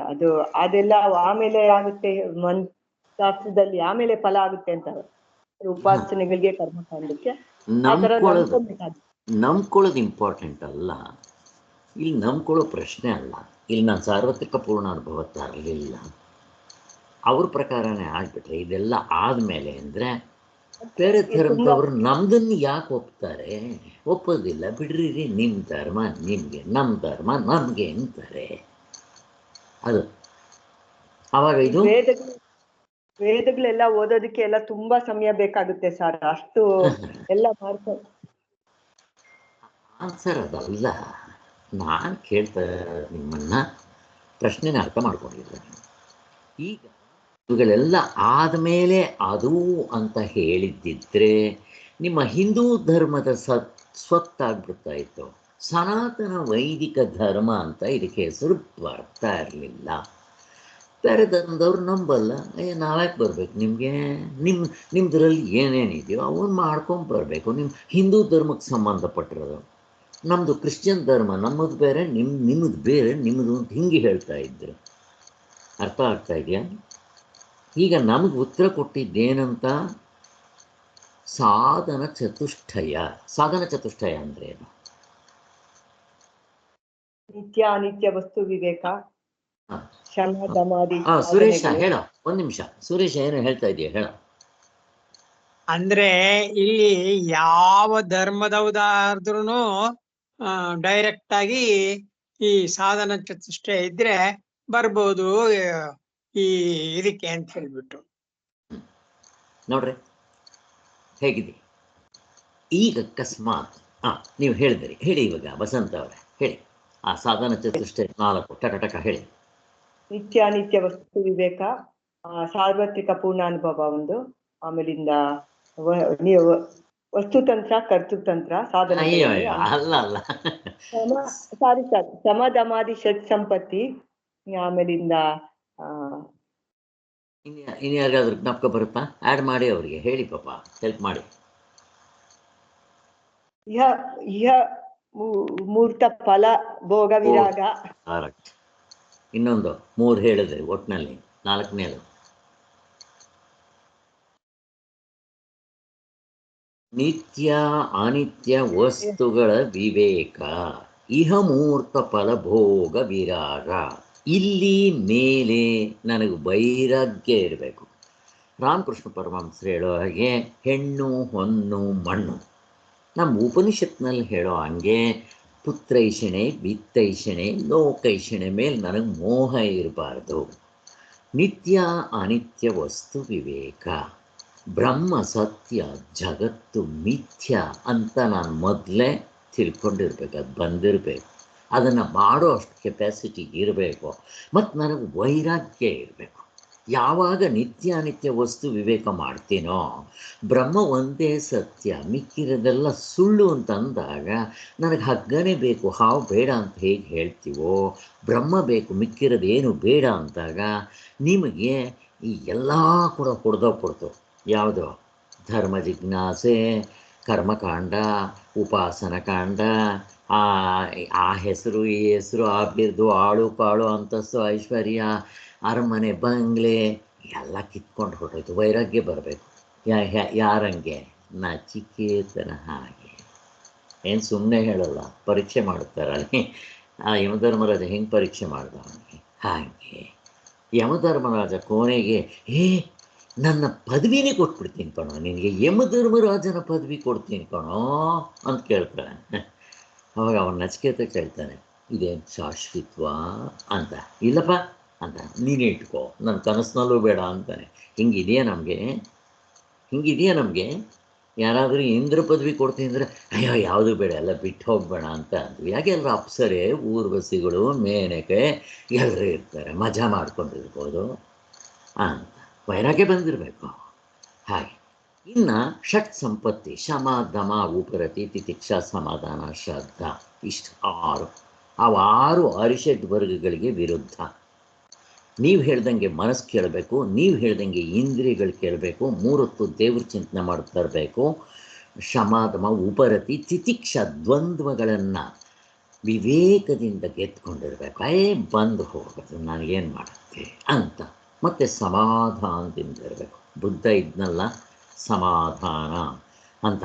ಸಮಾಧಾನವೇ ನೈಧಾನ್ಯವೇ ಸಮಾಧಾನ ಎಲ್ಲನೂ ಹೇಳ್ತಾರಲ್ಲ, ತಾಳಿದವನು ಬಾಳಿಯಾನು ಅಂತ ಹಾಗೆ. ಮತ್ತು ಶ್ರದ್ಧೆ, ಗುರು ಮೇಲೆ, ಅವನ ಮೇಲೆ, ಶಾಸ್ತ್ರದ ಮೇಲೆ, ಅವನು ಮಾಡೋ ಸಾಧನೆ ಮೇಲೆ ಶ್ರದ್ಧೆ ಇರಬೇಕು. ಎಲ್ಲದಕ್ಕಿಂತ ಹೆಚ್ಚಾಗಿ ನನಗೆ ಮೋಕ್ಷವೇ ಬೇಕು, ಮತ್ತೇನು ಬೇಡ ಅಂತ ಫಸ್ಟ್ ಇದಿರಬೇಕು. ಇದಿದ್ದರೆ ಅವೆಲ್ಲವೂ ಬರುತ್ತಂತೆ. ಅದಕ್ಕೆ 4ರಲ್ಲಿ ಮೋಕ್ಷವೇ ಬೇಕು ಅನ್ನೋದು ಇರಬೇಕು ನನಗೆ. ಈಗ ಇದು ಯಾವ ಧರ್ಮಕ್ಕೆ ಹೊಂದುತ್ತೆ? ಇದು ಹಿಂದೂ ಧರ್ಮಕ್ಕೆ ಹೊಂದುತ್ತಾ, ಕ್ರಿಶ್ಚಿಯನ್ ಧರ್ಮಕ್ಕೆ ಹೊಂದುತ್ತಾ, ಮುಸ್ಲಿಂ ಧರ್ಮಕ್ಕೆ ಹೊಂದುತ್ತಾ, ಜೈನರ ಧರ್ಮಕ್ಕೆ ಹೊಂದುತ್ತಾ? ಹೇಳ್ರಿ. ಈ ಧರ್ಮದ ಪ್ರಶ್ನೆನೇ ಬರಲಿಲ್ಲ. ಹೇಗೆ? ಅದರಿಂದ ಇದು ಎಲ್ಲದಕ್ಕೂ ಬೇಸ್ಮೆಂಟ್ ಅಂತ ಹೇಳಿತ್ತು. ಹಾಗೆ ಹೇಗಿದೆ ನೋಡಿ. ಇದಕ್ಕೆ ಸನಾತನ ಅಂದರೆ ತುಂಬ ಹಳೇದು, ಸನಾತನ, ವೈದಿಕ, ಇರಲಿ ವೇದಗಳೇ ಇರಲಿ, ವೈದಿಕ ಧರ್ಮ ಅಂತ ಕರೀತಾರೆ. ಇಲ್ಲಿ ಧರ್ಮ ಅಂದಿದ ತಕ್ಷಣ ಮತ್ತೆ ಇದು ನಿಮ್ಮ ಧರ್ಮದ ಥರ ಅಲ್ಲ, ನಮ್ಮದು ಕೊನೆಗೆ ಧರ್ಮ ಅಧರ್ಮಗಳನ್ನು ಮೀರಿರೋ ತತ್ವವನ್ನು ತೋರಿಸುತ್ತೆ. ಧರ್ಮ ಅಧರ್ಮ ಅಂದರೆ ಯಾವುದು? ಧರ್ಮ ಅಧರ್ಮಕ್ಕೆ ಸಂಬಂಧಪಟ್ಟಿರೋದು ಯಾವುದು? ಪ್ರಶ್ನೆ ಕೇಳ್ತಾರೆ. ಧರ್ಮ ಅಧರ್ಮದಿಂದ ಫಲ ಏನು? ಧರ್ಮ ಅಧರ್ಮ ಶರೀರ, ಶರೀರ. ಧರ್ಮ ಅಧರ್ಮ ಕಾರಣ, ಶರೀರ ಕಾರ್ಯ, ಕಾರ್ಯಕರಣ. ನಾವು ಮೊನ್ನೆ ತಾನೇ ಮಾತಾಡಿದ್ವಿ, ಕಾರ್ಯಕರಣ, ಕಾರ್ಯಕಾರಣ. ಈ ಶರೀರಕ್ಕೆ ಕಾರಣ ಯಾವುದು ಅಂತಂದರೆ ಪಾಪ ಪುಣ್ಯ, ಧರ್ಮ ಅಧರ್ಮ. ಹಾಗೆ ಸೊ ಅದರ ಫಲ ಇನ್ಸ್ಟ್ರೂಮೆಂಟ್ಸು, 19 ಮುಖಗಳು. ಹಾಗೆ ಸೊ ನಚಿಕೇತ ಕೇಳೋದು ಧರ್ಮ ಅಧರ್ಮವನ್ನು ಮೀರಿರಬೇಕು ಅಂದರೆ ಶರೀರ ಇಲ್ಲದೆ ನನಗಿರಕ್ಕೆ ಬರುತ್ತಾ ಅಂತ ಕೇಳಿರ್ತಾನೆ. ಆ ಪ್ರಶ್ನೆ ಕೇಳೋದ್ರಲ್ಲಿ ನೋಡ್ರಿ ಆನ್ಸರ್. ಆಮೇಲೆ ಅವನ ಪ್ರಶ್ನೆ ಕೇಳ್ತಾ ಇರೋದ್ರಲ್ಲಿ ಅವನು ಹೇಗಿದ್ದಾನೆ, ಎಲ್ಲಿದ್ದಾನೆ ಅಂದರೆ ಅವನು ಮೊದಲೇ ಗೊತ್ತಿತ್ತು ಎಲ್ಲವೂ, ಬಟ್ ಗೊತ್ತಿತ್ತು ಅಂತಂದರೆ ಅದಕ್ಕೆ ಅವನ ತತ್ವದಲ್ಲಿ ನಿಂತಿರಲಿಲ್ಲ. ಧರ್ಮ ಧರ್ಮಗಳನ್ನ ಮೀರಿರೋದು ಬರುತ್ತೆ. ಪ್ರಾಣಗಳನ್ನು ಬಿಟ್ಟರು ಇರೋಕ್ಕೆ ಬರುತ್ತೆ. ಮನಸ್ಸನ್ನು ಬಿಟ್ಟರು ಇರೋಕ್ಕೆ ಬರುತ್ತಾ, ಪ್ರಾಣಗಳನ್ನು ಬಿಟ್ಟರು ಇರೋಕ್ಕೆ ಬರುತ್ತೆ. ಅಂದರೆ ಹಸಿವು ಬಾಯಾರಿಕೆ ಇಲ್ಲದೆ ಇದ್ದರು ನನಗಿರೋಕ್ಕೆ ಬರುತ್ತಾ? ಆತ್ಮನಿಗೆ ಅಂತ ಅರ್ಥ. ಶರೀರ ಇದೆ ಆತ್ಮನಿಗೆ, ಶರೀರ. ಅವನಿಗೆ ಬಾಯಾರಿಕೆ ನೀರಡಿಕೆ ಇರುತ್ತಾ? ಅಪ್ರಾಣ. ಸಂಕಲ್ಪ ವಿಕಲ್ಪಗಳು, ಕಾಮ ಕ್ರೋಧಗಳು ಏನಾದರೂ ಇರುತ್ತಾ ಅವನಿಗೆ? ಅಮನಸ್ಕ. ಮುಗಿದೋಯ್ತು. ಅಂತಃಕರಣವನ್ನೇ ಮೇಲಿರ್ತಾನೆ. ಇಂಥ ತತ್ವ ಏನಾದರೂ ಇದೆಯಾ? ಪ್ರಾಣಗಳನ್ನು ಬಿಟ್ಟರು ಇರಕ್ಕೆ ಬರುತ್ತಾ ಅಂತ ಕೇಳ್ತಾನ ಕೊನೆಗೆ. ಇಷ್ಟು ಇರಲಿ. ಅದಕ್ಕೋಸ್ಕರ ನಮ್ಮ ಇದಕ್ಕೆ ಬೆಲೆ ಬರಬೇಕಾದ್ರೆ ಇದು ಹಾಳೆ. ಇನ್ನೊಂದು ಇದು ಒಂದು, ಅದಕ್ಕೆ ನಿಮಗೆ ಇದರಲ್ಲಿ ಯಾವುದು ಸೂತ್ರ ಭಾಷೆಯಲ್ಲಿ ಮೊದಲನೇ ಮಂತ್ರ ಅಥಾಥೋ ಬ್ರಹ್ಮ ಜಿಜ್ಞಾಸ. ನನಗೂ ಮೊದಲನೇ ಸಾರಿ ಏನು ಅರ್ಥ ಆಗಲಿಲ್ಲ, ಸುಮ್ಮನೆ ಕ್ಯಾಶುವಲ್ ಆಗಿ ನಿಮ್ಮಂಗೆ ಅರ್ಥ ಮಾಡ್ಕೊತಾ ಇದ್ದೆ. ಒಂದು ಸಾರಿ ಹೊಳಿತಿದ್ದು ಅದೇ ಇರೋದು. ಮತ್ತೆ ಓದ್ತಾ ಇದ್ದರೆ ಏನಪ್ಪ ಇದಿಂಥದ್ದಲ್ಲ, ಇಲ್ಲಿ ಯಾವ ಜಾತಿ ಕುಲ ಗೋತ್ರ ಏನು ಬರೋಲ್ವಲ್ಲ, ಇದು ಒಂದೇ ಸಾರಿ ಹೊಳೆಯಲ್ಲ. ಮತ್ತೆ ರಿಪೀಟೆಡಾಗಿ ಇದು ಅದು ಓದ್ತಾ ಇದ್ದರೆ ಅದ್ರದ್ದು ನಮ್ಮ ಕನೆಕ್ಷನ್ ನಮಗೆ ತಂದು ಕೊಡುತ್ತದು, ನೆನ್ಪಿಟ್ಕೋಬೇಕಾಗಿಲ್ಲ ಇದು.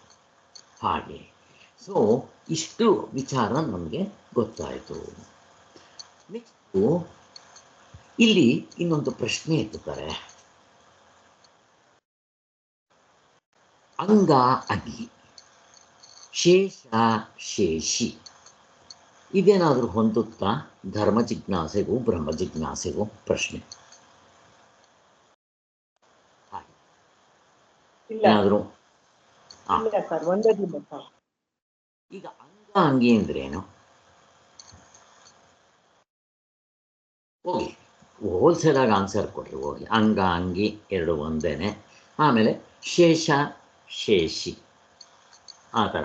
ಶೇಷ ಇದು ಮಿಕ್ಕದು ಅಂತ ನಾವು ಏನೋ ಒಂದು ಕ್ಯಾಲ್ಕುಲೇಟ್ ಮಾಡ್ತೀವಿ, ಶೇಷ ಮಿಗುತ್ತೆ ಹಾಗೆ ಹೇಳ್ತಾರೆ ಅದು. ಸೊ ಈ ಬ್ರಹ್ಮ ಜಿಜ್ಞಾಸೆ ಅನ್ನೋದು ಮಿಗೋಂಗ ಅಂತ ಪ್ರಶ್ನೆ ಬರುತ್ತಲ್ಲಿ. ಅಂಗ ಅಂಗಿ ಇದು ಪ್ರೈಮರಿ, ಇದು ಸೆಕೆಂಡ್. ಹಾಗೆ ಇದು ಇಂಪಾರ್ಟೆಂಟು, ಅದು ಆಮೇಲೆ ಬರೋದು. ಆ ಥರ ಏನಾದರೂ ಉಂಟ? ಅವನು ಹೇಳೋದು ಬ್ರಹ್ಮ ಜಿಜ್ಞಾಸೆ ಆದಮೇಲೆ ಧರ್ಮ ಜಿಜ್ಞಾಸೆ ಆದಮೇಲೆ ಬ್ರಹ್ಮ ಜಿಜ್ಞಾಸೆ ಮಾಡಬೇಕು ಅಂತ ಅವನು ಹೇಳೋದು. ಪೂರ್ವ ಪಕ್ಷಿ ಅಲ್ಲ ಅಂತ ಹೇಳ್ತಾರೆ. ಯಾಕೆ ಅಂತಂದರೆ ಇವೆರಡರಲ್ಲಿ ಯಾವುದು ಡಿಪೆಂಡೆಂಟು ಯಾವುದು ಇಂಡಿಪೆಂಡೆಂಟು ಅಷ್ಟು ಮಾಡಿಕೊಂಡ್ರೆ ಇವಕ್ಕೆರಡಕ್ಕೂ ಉತ್ತರ ಸಿಗುತ್ತೆ. ಯಾವುದು?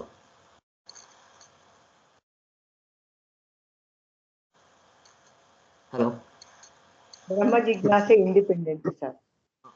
ಬ್ರಹ್ಮ ಜಿಜ್ಞಾಸೆ ಇಂಡಿಪೆಂಡೆಂಟು. ಅದಕ್ಕೆ ಯಾವುದು ಡಿಪೆಂಡೆಂಟ್ ಬೇಕಾಗಿಲ್ಲ, ಅದು ಒಂದೇ ಇದ್ದರೂ ಸಾಕು.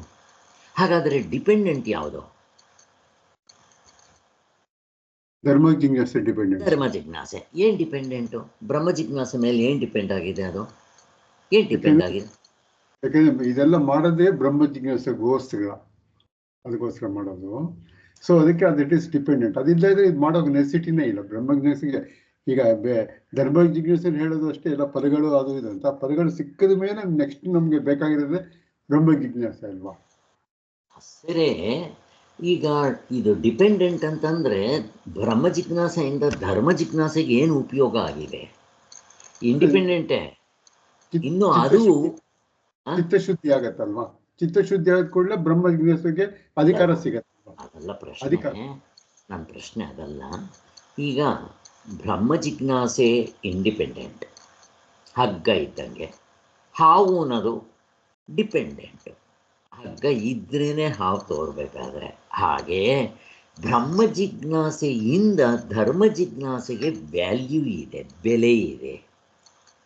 ಯಾವುದರಿಂದ ಹೇಗೆ ಬೆಲೆ ಇದೆ ಧರ್ಮ ಜಿಜ್ಞಾಸೆಗೆ ಅಂತ ಅದು ಅಂಗಾಂಗಿ ಪೂರ್ತಿ ಅದ್ರ ಆನ್ಸರ್ ಬಂದ್ಬಿಡ್ತದೆ. ಈಗ ಬ್ರಹ್ಮ ಜಿಜ್ಞಾಸೆ ಇಲ್ಲದೆ ಇದ್ರೆ ಧರ್ಮಕ್ಕೆ ಏನು ಕೆಲಸ ಏನಿದೆ ಸರ್? ಹಾಗಾದ್ರೆ ಅದೇ ಡಿಪೆಂಡೆಂಟ್ ಅಲ್ವಾ? ಅದಕ್ಕೇನು ಕೆಲಸನೇ ಧರ್ಮ ಇದು ಅದು ಮಾಡೋದಕ್ಕೂ ಇದನ್ನ ಪಡೆಯೋದಕ್ಕೆ ಅದು ಮಾಡೋದಲ್ವಾ? ಸರಿ, ಅಲ್ಟಿಮೇಟ್ಲಿ ಈಗ ಎಲ್ರಿಗೂ ಆ ಯೋಗ್ಯತೆ ಇರಲ್ಲ. ಈಗ ಎಲ್ಲರೂ PhD ಆಗಿ ಎಲ್ಲರೂ ರ್ಯಾಂಕ್ ಬರೋರು ಇರೋಲ್ಲ. ಅದಕ್ಕೋಸ್ಕರ ಅವ್ರಿಗೆ ತಕ್ಕಂತೆ ಇದ್ದೇ ಇರುತ್ತೆ. ಅದಕ್ಕೋಸ್ಕರ ಅವ್ರಿಗೆ ಪ್ರೈಮರಿ ಸ್ಕೂಲು, BSc ಮತ್ತು MSc, PhD ಎಲ್ರಿಗೂ ಸಾಧ್ಯ ಇಲ್ಲ. ಅದಕ್ಕೋಸ್ಕರ ಅವ್ರಿಗೆ MSc ಇರುತ್ತೆ, ಅದಕ್ಕಿಂತ ಕೆಳಗಿರೋರಿಗೆ BSc ಇರುತ್ತೆ, ಅದಕ್ಕಿಂತ ಕೆಳಗಿರೋರಿಗೆ ಕಾಲೇಜು, ಹೈಸ್ಕೂಲು, ಹೀಗೆ ಕೆಳಗವರೆಗೂ ಇರುತ್ತೆ. ಆದರೆ ಜನ ಇಂಥವ್ರು ಜಾಸ್ತಿ ಇರೋದರಿಂದ ಧರ್ಮ ಜಿಜ್ಞಾಸೆಗೆ ಇದೆ. ಬಟ್ ಧರ್ಮ ಜಿಜ್ಞಾಸೆ ಡಿಪೆಂಡೆಂಟ್ ಆಗಬೇಕಾದ್ರೆ, ಇದಕ್ಕೆ ಬೆಲೆ ಬರಬೇಕಾದ್ರೆ ಬ್ರಹ್ಮ ಜಿಜ್ಞಾಸೆಯಿಂದ ಹೇಗೆ ಅಂತ ಪ್ರಶ್ನೆ ಕೇಳ್ತಾ ಇದ್ದೀನಿ. ಅನುಭವ ಸರ್. ನಮ್ಮ ಸ್ವರೂಪನೇ ಕಂಡುಕೊಂಡಿರೋಂಥವ್ರು ಇದ್ದಾರೆ, ಶಾಸ್ತ್ರ ಇದೆ, ತೋರಿಸ್ತಾ ಇದೆ. ಶಾಸ್ತ್ರ ಯೋನಿತ್ವಾತ್ ಅಂತಾರಲ್ಲ, ಶಾಸ್ತ್ರದಿಂದನೇ ತಿಳ್ಕೊಂಡಿರೋದು. ಮತ್ತೆ ನಮ್ಮ ಅನುಭವದಲ್ಲೂ ಇದೆ. ಇದರಿಂದ ಅದಕ್ಕೆ ಬೆಲೆ ಅಷ್ಟೇ. ಇಲ್ದಿದ್ರೆ ಏನಾಗ್ತಾ ಇತ್ತು, ಬೇರೆ ಧರ್ಮ ಗ್ರಂಥಗಳ ಥರ ಅದನ್ನು ನಂಬ್ಕೋಬೇಕು. ಗೊಡ್ಡು ಪುರಾಣ ಆಗ್ತಾ ಇತ್ತು, ಕಾಕಮ್ಮನ ಕತೆ, ಗೋವಮ್ಮನ ಕತೆ ಆಗ್ತಾ ಇತ್ತು. ಇವಾಗ ಬೇರೆಯವ್ರದ್ದೆಲ್ಲ ಹಂಗೆ ಆಗಿರೋದು. ಯಾಕೆ? ಅವ್ರದ್ರಲ್ಲಿ ಬ್ರಹ್ಮ ಜಿಜ್ಞಾಸೆ ಇಲ್ಲ. ನಮ್ಮದ್ರಲ್ಲಿ ಬ್ರಹ್ಮ ಜಿಜ್ಞಾಸೆ ಇರೋದರಿಂದ ಎರಡೂ ನಂಬಿಕೆ, ಶ್ರದ್ಧೆ, ಶಾಸ್ತ್ರ, ಗುರುವಿಂದನೇ ಬೇಕು. ಬಟ್ ಇದರಲ್ಲಿ ಸಾರ್ವತ್ರಿಕ ಪೂರ್ಣ ಅನುಭವದಿಂದ ಈಗಲೇ ಇನ್ಸ್ಟೆಂಟ್ ಫಲ ಇರೋದ್ರಿಂದ, ಇಲ್ಲಿ ನಮ್ಗೆ ಇರೋದ್ರಿಂದ ಅದಕ್ಕೂ ಕೂಡ ಹಾಗೆ ಫಲ ಬರೋ ಗ್ಯಾರಂಟಿ ಇದೆ ಅಂತ. ಅದಕ್ಕೋಸ್ಕರ ಅದು ಡಿಪೆಂಡೆಂಟು, ಇದು ಇಂಡಿಪೆಂಡೆಂಟ್. ಇಷ್ಟು ತಿಳ್ಕೊಂಡ್ರೆ ಸಾಕು. ಇಷ್ಟು ತಿಳ್ಕೊಂಡಾಗ ಅಂಗ, ಅಂಗಿ, ಶೇಷ, ಶೇಷಿ ಈ ಭಾವನೆ ಬರೋದಕ್ಕೆ ಸಾಧ್ಯ ಇಲ್ಲ ಅಂತ ಹೇಳ್ತಾರೆ. ಸೊ ಈಗ ಎರಡಕ್ಕೂ ವ್ಯತ್ಯಾಸಗಳನ್ನ ಹೇಳ್ತಾ ಇದ್ದಾರೆ. ಇದಕ್ಕೂ ಧರ್ಮ ಜಿಜ್ಞಾಸೆಗೂ ಬ್ರಹ್ಮ ಜಿಜ್ಞಾಸೆಗೂ ವ್ಯತ್ಯಾಸ. ಅಲ್ಲಿಗೆ ಈ ಧರ್ಮ ಜಿಜ್ಞಾಸೆನ ಏನಂತ ಕರ್ತಾರೆ? ಅಭ್ಯುದಯ ಎಂದರೆ ಹೆಚ್ಚು ಹೆಚ್ಚಿನ ಹಂತಕ್ಕೆ ಏರುವುದೆಂಬುದು ಫಲ. ಇದು ಅನುಷ್ಠಾನವನ್ನು ಅಂದರೆ ಕ್ರಿಯೆಯನ್ನು ಅಪೇಕ್ಷಿಸುತ್ತೆ ಅಂತ. ಈಗ ಇದು ಧರ್ಮ ಜಿಜ್ಞಾಸೆಯಲ್ಲಿ ನಾನು ಹೇಳಿರೋದು ಇಷ್ಟಿದೆ. ಯಾರಾದರೂ ಎಕ್ಸ್ಪ್ಲೈನ್ ಮಾಡ್ತೀರಾ?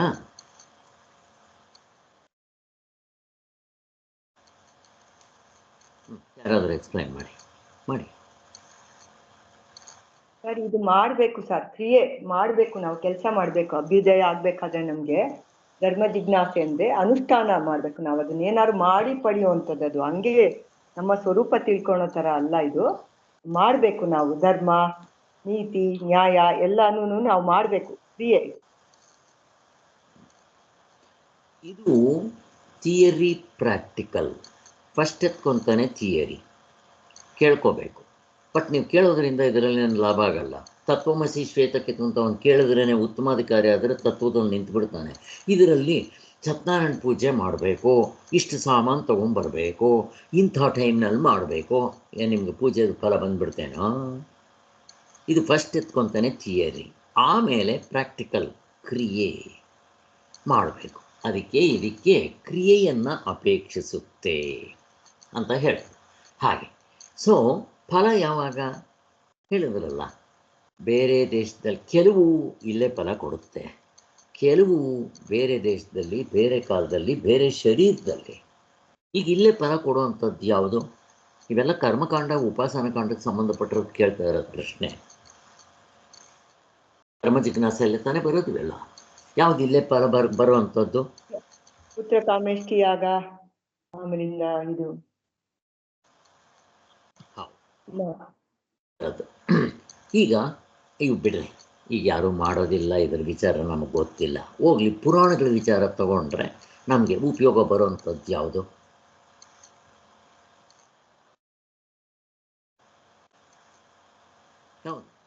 ಅದೇ ಸರ್, ಇದು ಲಕ್ಷ್ಮೀ ಪೂಜೆ ಮಾಡ್ತೀವಿ, ಗಣಪತಿ ಪೂಜೆ, ವಿಘ್ನಗಳ ನಿವಾರಣೆ ಮಾಡಿ ಅಂತ ಗಣಪತಿ ಪೂಜೆ ಮಾಡ್ತೀವಿ, ಈ ತರ ಪೂಜೆಗಳು ಮಾಡ್ತೀವಲ್ಲ ಇವೆಲ್ಲ. ಸರಸ್ವತಿ ಪೂಜೆ, ಲಕ್ಷ್ಮೀ ಪೂಜೆ, ನಮಗಿರೋ ತೊಂದರೆಗಳು ನಿವಾರಣೆ ಆಗಬೇಕಾದ್ರೆ ಸತ್ಯನಾರಾಯಣ ಪೂಜೆ, ಆರೋಗ್ಯ ಬರಬೇಕಾದ್ರೆ ಸೂರ್ಯ ನಮಸ್ಕಾರ, ಹೇಗಿದೆ ನೋಡಿ.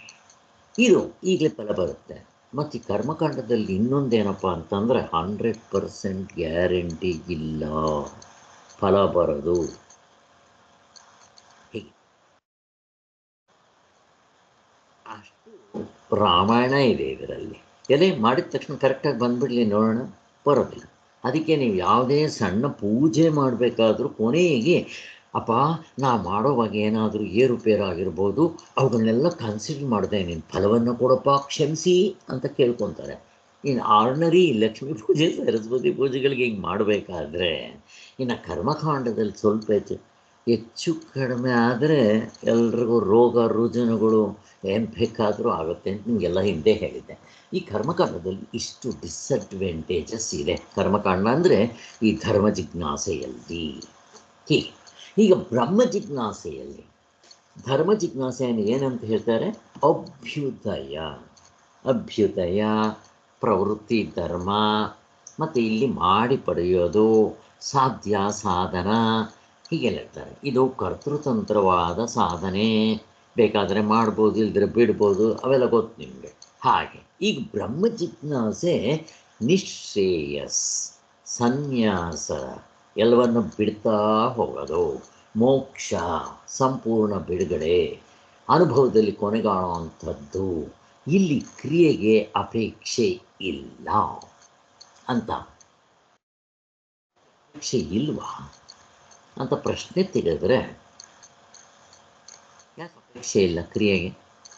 ಹೇಗೆ ಹೇಳ್ತೀರಾ?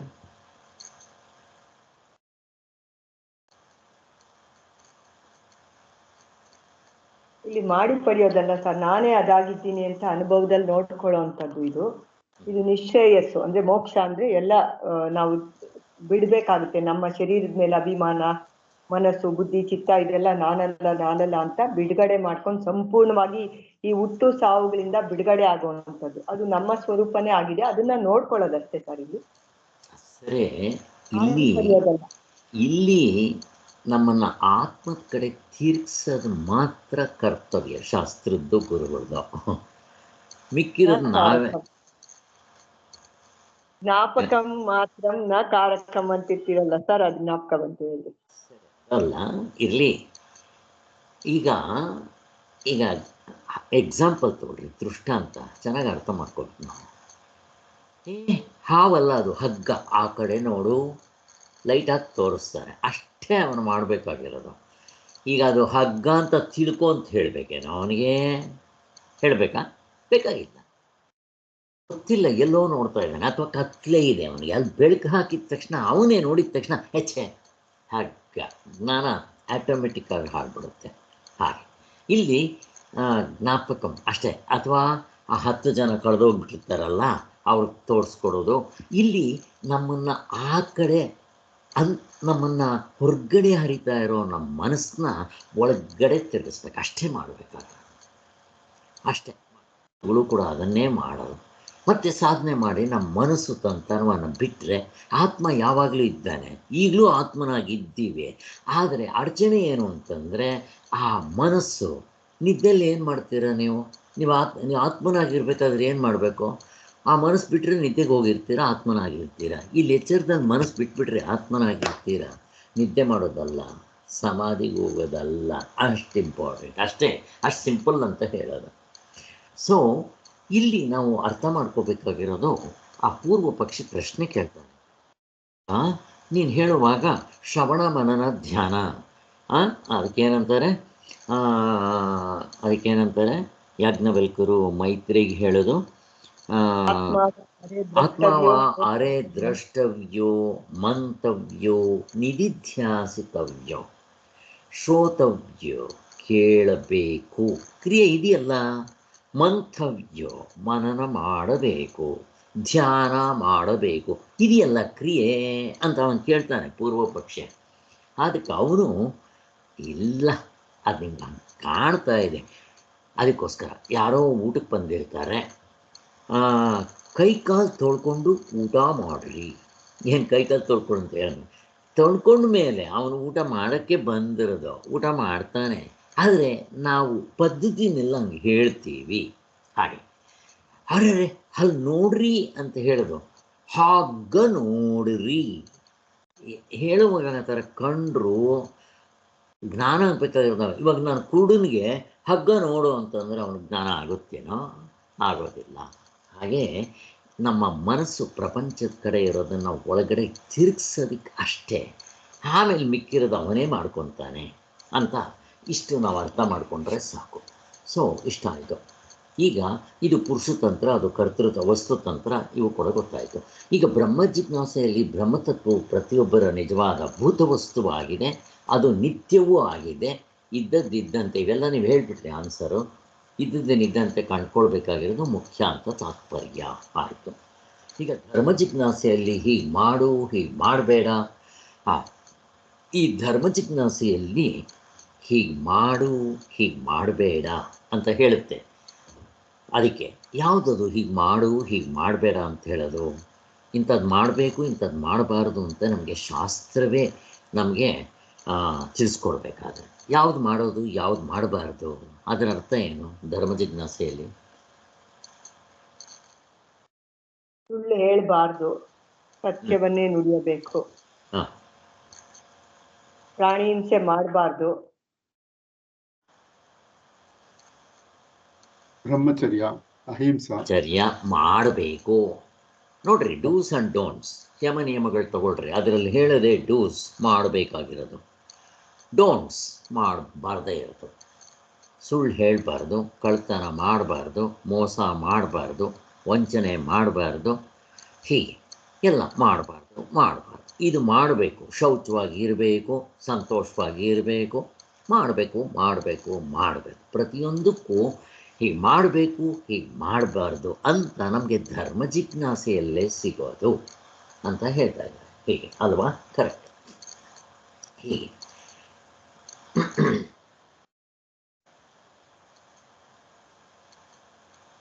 ಇಲ್ಲಿ ಹೇಳ್ತಾರೆ, ಅರಿವು ತಿಳುವಳಿಕೆ ಎಂಬುದು ವಿಧಿಸುವುದರಿಂದ ಬರತಕ್ಕದ್ದಲ್ಲ, ಮತ್ತೇನೆಂದರೆ ಇದ್ದ ವಸ್ತುವಿನ ಕಡೆಗೆ ಲಕ್ಷ್ಯವನ್ನು ಹೊರಳಿಸಿದಾಗ ಅದು ಹೇಗಿದೆಯೋ ಹಾಗೆ ತಿಳಿದು ಬಿಡುತ್ತದೆ ಅಷ್ಟೆ. ಒಂದು ಎಕ್ಸಾಂಪಲ್ ಕೊಡ್ತಾರೆ. ನಾವು ಹಗ್ಗ ಹಾವು ಹೇಳ್ತೀವಿ, ಇಲ್ಲಿ ಇದು ಹಸು ಅಂತ ಹೇಳಿದ ತಕ್ಷಣ ಅವನೆಲ್ಲೋ ನೋಡ್ತಾ ಇದ್ದವನು ಈ ಕಡೆ ನೋಡಿದ ತಕ್ಷಣ ಅವನಿಗೆ ಜ್ಞಾನ ಆಗಿಬಿಡುತ್ತೆ. ಹಾಗೆ ಅದರಿಂದ ಆ ರೀತಿ ಅಷ್ಟೇ ಹೊರತು ಅಲ್ಲಿ ಕ್ರಿಯೆ ಇದ್ದಂತೆ ಕಂಡ್ರು ಆ ಕ್ರಿಯೆ ಇಲ್ಲ ಅಂತ ಹೇಳ್ತಾ ಇದ್ದಾರೆ. ಹಾಗೆ ಬ್ರಹ್ಮತತ್ವದೆಡೆಗೆ ಲಕ್ಷ್ಯವನ್ನು ಎಳೆಯುವುದೇ ಬ್ರಹ್ಮ ಜಿಜ್ಞಾಸೆಯ ವಾಕ್ಯಗಳ ಕೆಲಸ. ಹಾಗೆ ಶ್ರವಣ, ಮನನ, ಧ್ಯಾನ ಅಂತಂದರೆ ಇದೆಲ್ಲ ಅದೇ ಮಾಡೋದು ಅಂತ.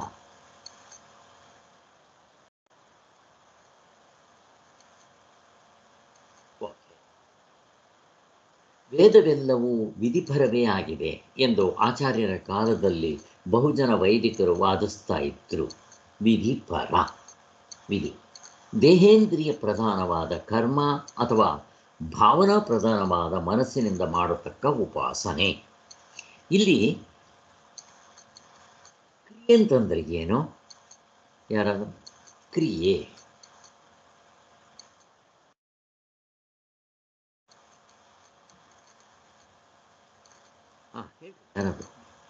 ಮಾಡೋದು ಸರ್. ಕ್ರಿಯೆ ಅಂದ್ರೆ ಮಾಡೋದು. ಏನ್ ಮಾಡೋದು? ಯಾವುದರಿಂದ ಮಾಡೋದು? ಈ ಕರ್ಮಕಾಂಡ, ಉಪಾಸನಾ ಕಾಂಡ ಎರಡು ಮಾಡೋದಲ್ಲ, ಶರೀರದಿಂದ ಮಾಡೋದನ್ನ ಹೇಳ್ತಾ ಇದ್ದಾವೆ ಅಂತ. ಬರೀ ಶರೀರದಿಂದ ಮಾಡೋದಕ್ಕೆ ಮಾತ್ರ ಕ್ರಿಯೆ ಅಂತಾರ? ಇನ್ನೇನು ಸೇರ್ಕೋಬೇಕಾಗಿಲ್ವಾ? ಎಲ್ಲ ಬುದ್ಧಿ, ಮನಸ್ಸು, ಶರೀರ ಎಲ್ಲ ಸೇರ್ಬೇಕು ಸರ್. ಅದಕ್ಕೋಸ್ಕರ ಕ್ರಿಯೆ ಅಂತಂದ್ರೆ ಕೆಲಸ. ಏನು ಕೆಲಸ? ಕಾಯ ವಾಚ ಮನಸ, ಈ ಮೂರು ಸೇರಿಕೊಂಡೇ ಆಗುತ್ತೆ ನೋಡ್ರಿ ಕೆಲಸ. ಮನಸ್ಸಿಲ್ಲದೆ ಏನೂ ಆಗೋದಿಲ್ಲ. ಬರೀ ಮನಸ್ಸಿನಲ್ಲಿ ಮಾಡುವಾಗ ಈ ವಾಚ ಮತ್ತು ಕ್ರಿಯೆ ಮಾಡದೇ ಇರ್ಬೋದು. ನೀವು ಇವಾಗ ಜಪ ಮಾಡ್ತೀರ ಮಾನಸಿಕವಾಗಿ, ಈ ಬಾಯಿನಲ್ಲಿ ಏನು ಮಾತಾಡಬೇಕಾಗಿಲ್ಲ, ಕೈನಲ್ಲಿ ಏನು ಕೆಲಸ ಮಾಡಬೇಕಾಗಿಲ್ಲ ಹಾಗೆ. ಆದರೆ ಈ ಈ ಕಾಯ ಅಂತಂದರೆ ದೇಹದಿಂದ ಕೆಲಸ ಮಾಡಬೇಕಾದ್ರೆ ಆವಾಗ ಮನಸ್ಸು ಅದ್ರ ಹಿಂದೆಗಡೆ ಸೇರೇ ಇರಬೇಕು. ನೀವು ಬಾಯಿನಲ್ಲಿ ಮಾತಾಡ್ತೀವಿ ಅಂದರೆ ಹಿಂದೆಗಡೆ ಮನಸ್ಸು ಸೇರಿರಬೇಕು. ಬರೀ ಮಾನಸಿಕವಾಗಿ ಮಾಡಿದ್ರೆ ಇವೆರಡೂ ಏನೂ ಮಾಡಬೇಕಾಗಿಲ್ಲ. ಹೀಗೆ ಒಟ್ಟಿನಲ್ಲಿ ಕ್ರಿಯೆ ಅಂತಂದರೆ ಕಾಯ ವಾಚ ಮನಸ ಮೂರು ಸೇರ್ಕೊಂಡು ಮಾಡೋದನ್ನು ಕ್ರಿಯೆ ಅಂತಾರೆ. ನೀವು ಬರೀ ಮನಸ್ಸಿನಿಂದ ಮಾಡಿದ್ರೂ ಕ್ರಿಯೆ ಅಂತ ಕರೀತಾರೆ. ಇಲ್ಲಿ ಕ್ರಿಯೆ ಅಂತಂತ ಲೌಕಿಕ ವ್ಯವಹಾರಕ್ಕೆ ಇದು ಸರಿ. ಹಾಗಾದರೆ ಕ್ರಿಯೆ ಅಂತ ನಮ್ಮ ಶಾಸ್ತ್ರದಲ್ಲಿ ಯಾವುದನ್ನು ಹೇಳ್ತಾರೆ? ಯಾವುದು ಇಂಪಾರ್ಟೆಂಟ್ ಇಲ್ಲಿ?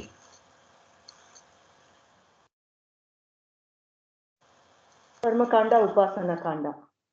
ಅಂದರೆ ಶಾಸ್ತ್ರವನ್ನು ಕುರಿತು ಮಾಡೋದನ್ನೇ ಕ್ರಿಯೆ ಅಂತ ಕರೀತಾ ಇದ್ದಾರೆ. ಕರ್ಮಕಾಂಡ ಉಪಾಸನಾ ಕಾಂಡ ಕ್ರಿಯೆಗೆ ಸಂಬಂಧಪಟ್ಟಿರೋದೆ. ಹಾಗೆ ಇಲ್ಲಿ ಉಪಾಸನೆಯಲ್ಲಿ ಬರೀ ಮಾನಸಿಕ, ಬರೀ ಮನಸ್ಸಿನಿಂದ ಮಾಡೋದು. ನೀವು ಜಪ ಮಾಡಿರಿ ಮನಸ್ಸಿನಿಂದ, ಮನನ ಮಾಡಿರಿ ಮನಸ್ಸಿನಿಂದ, ಹಾಗೆ ಇಷ್ಟು ನಾವು ತಿಳ್ಕೊಬೇಕಾಗುತ್ತೆ. ಇಷ್ಟು ತಿಳ್ಕೊಂಡ್ರೆ ಸಾಕು. ಒಟ್ಟಿನಲ್ಲಿ ಕ್ರಿಯೆ ಅಂತಂದರೆ ಶಾಸ್ತ್ರವಿಹಿತವಾದ ಕರ್ಮಗಳನ್ನೇ ಕ್ರಿಯೆ ಅಂತ ಕರೀತಾರೆ. ಮುಖ್ಯವಾಗಿ ಲೌಕಿಕ ಕರ್ಮಗಳನ್ನ ಕ್ರಿಯೆ ಅಂತ ಕರೆಯಲ್ಲ. ಬಟ್ ನಾವು ಉಸಿರಾಡೋದು ಕ್ರಿಯೆ ಆಟೋಮೆಟಿಕ್ಕಾಗಿ ಆಗ್ತಾರೆ. ಈಗ ನಾನು ರೋಟಿ ಕಪಡ ಮಕ್ಕಾನಂಗೆ ಮಾಡ್ಕೊಳ್ಳೋದು ಕ್ರಿಯೆ. ಬಟ್ ಶಾಸ್ತ್ರದಲ್ಲಿ ಇವು ಹೇಳೋಕ್ಕೆ ಅಂತ ಬಂದಿಲ್ಲ. ಯಾಕೆ?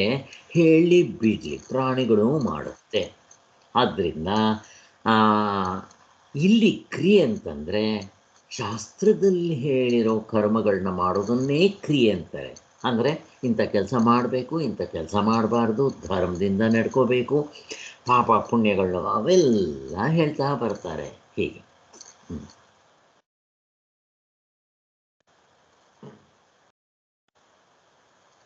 ಇಷ್ಟು ನಾವು ತಿಳ್ಕೊಂಡ್ರೆ ಬೇಕಾದಷ್ಟಾಯಿತು.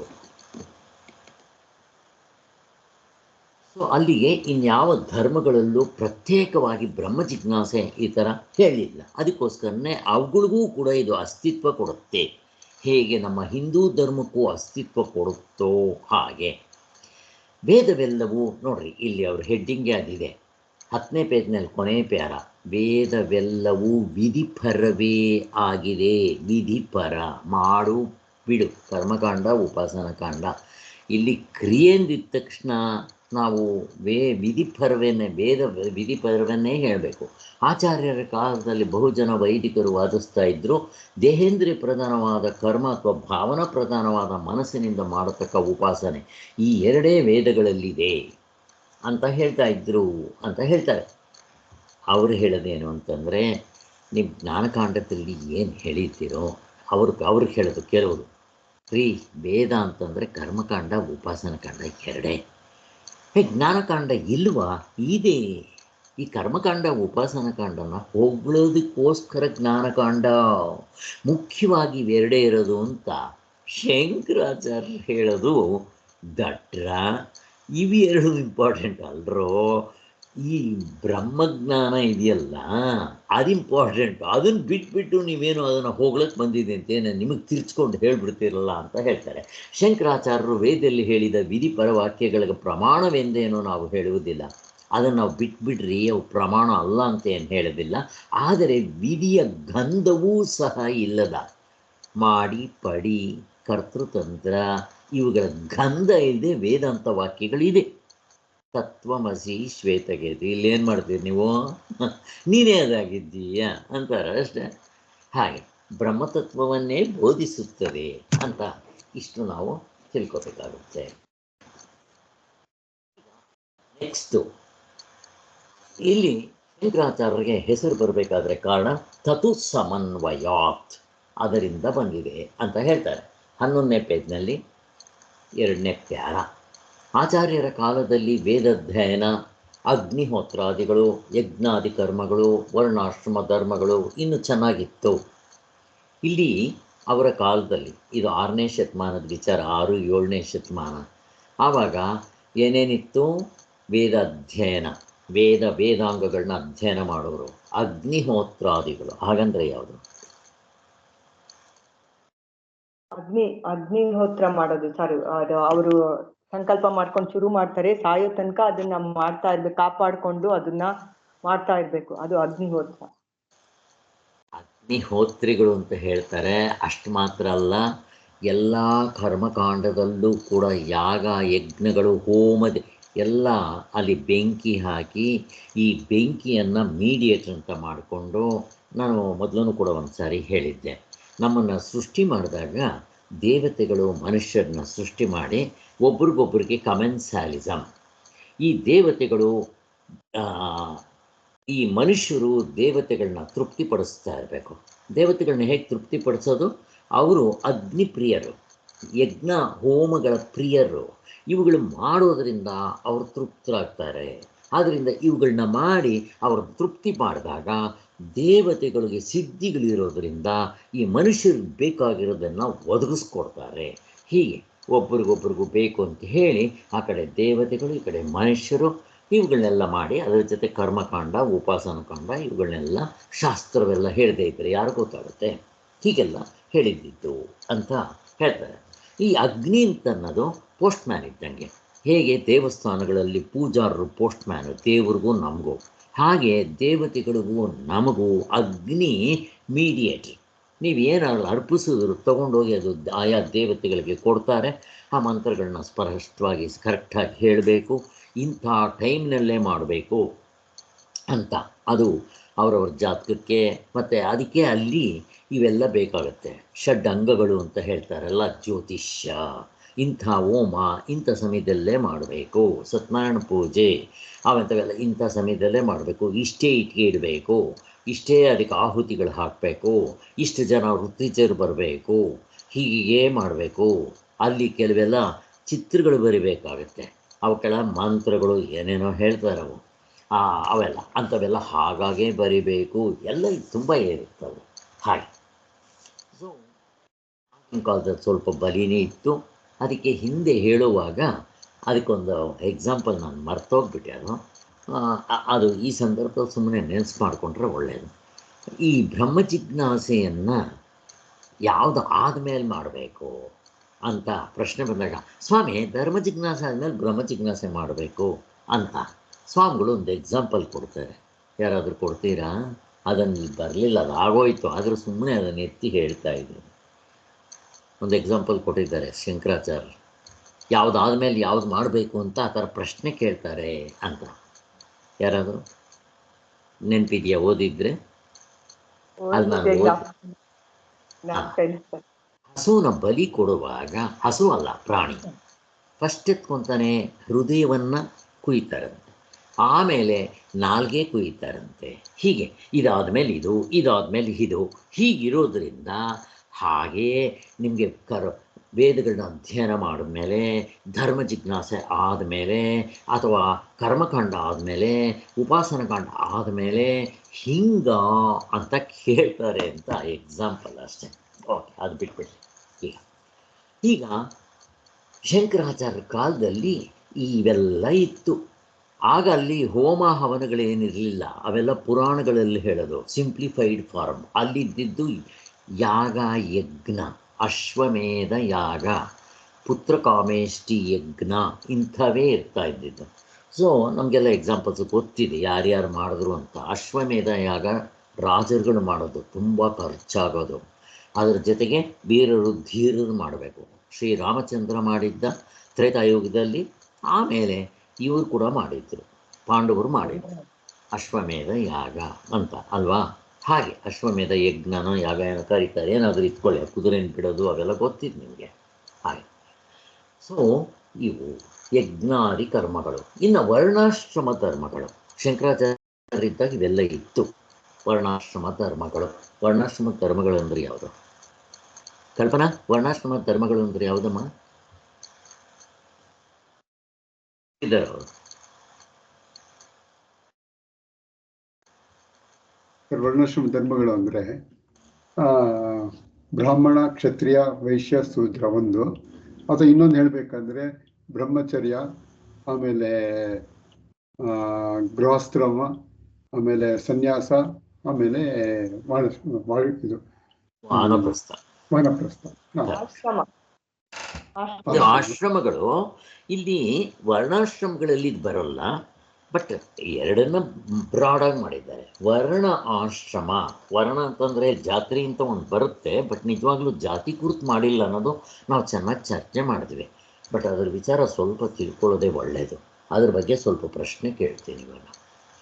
ಈಗ ನೀವು ಹೇಳಿದ್ರಿ ಬ್ರಾಹ್ಮಣ, ಕ್ಷತ್ರಿಯ, ವೈಶ್ಯ, ಶೂದ್ರ ಅಂತ.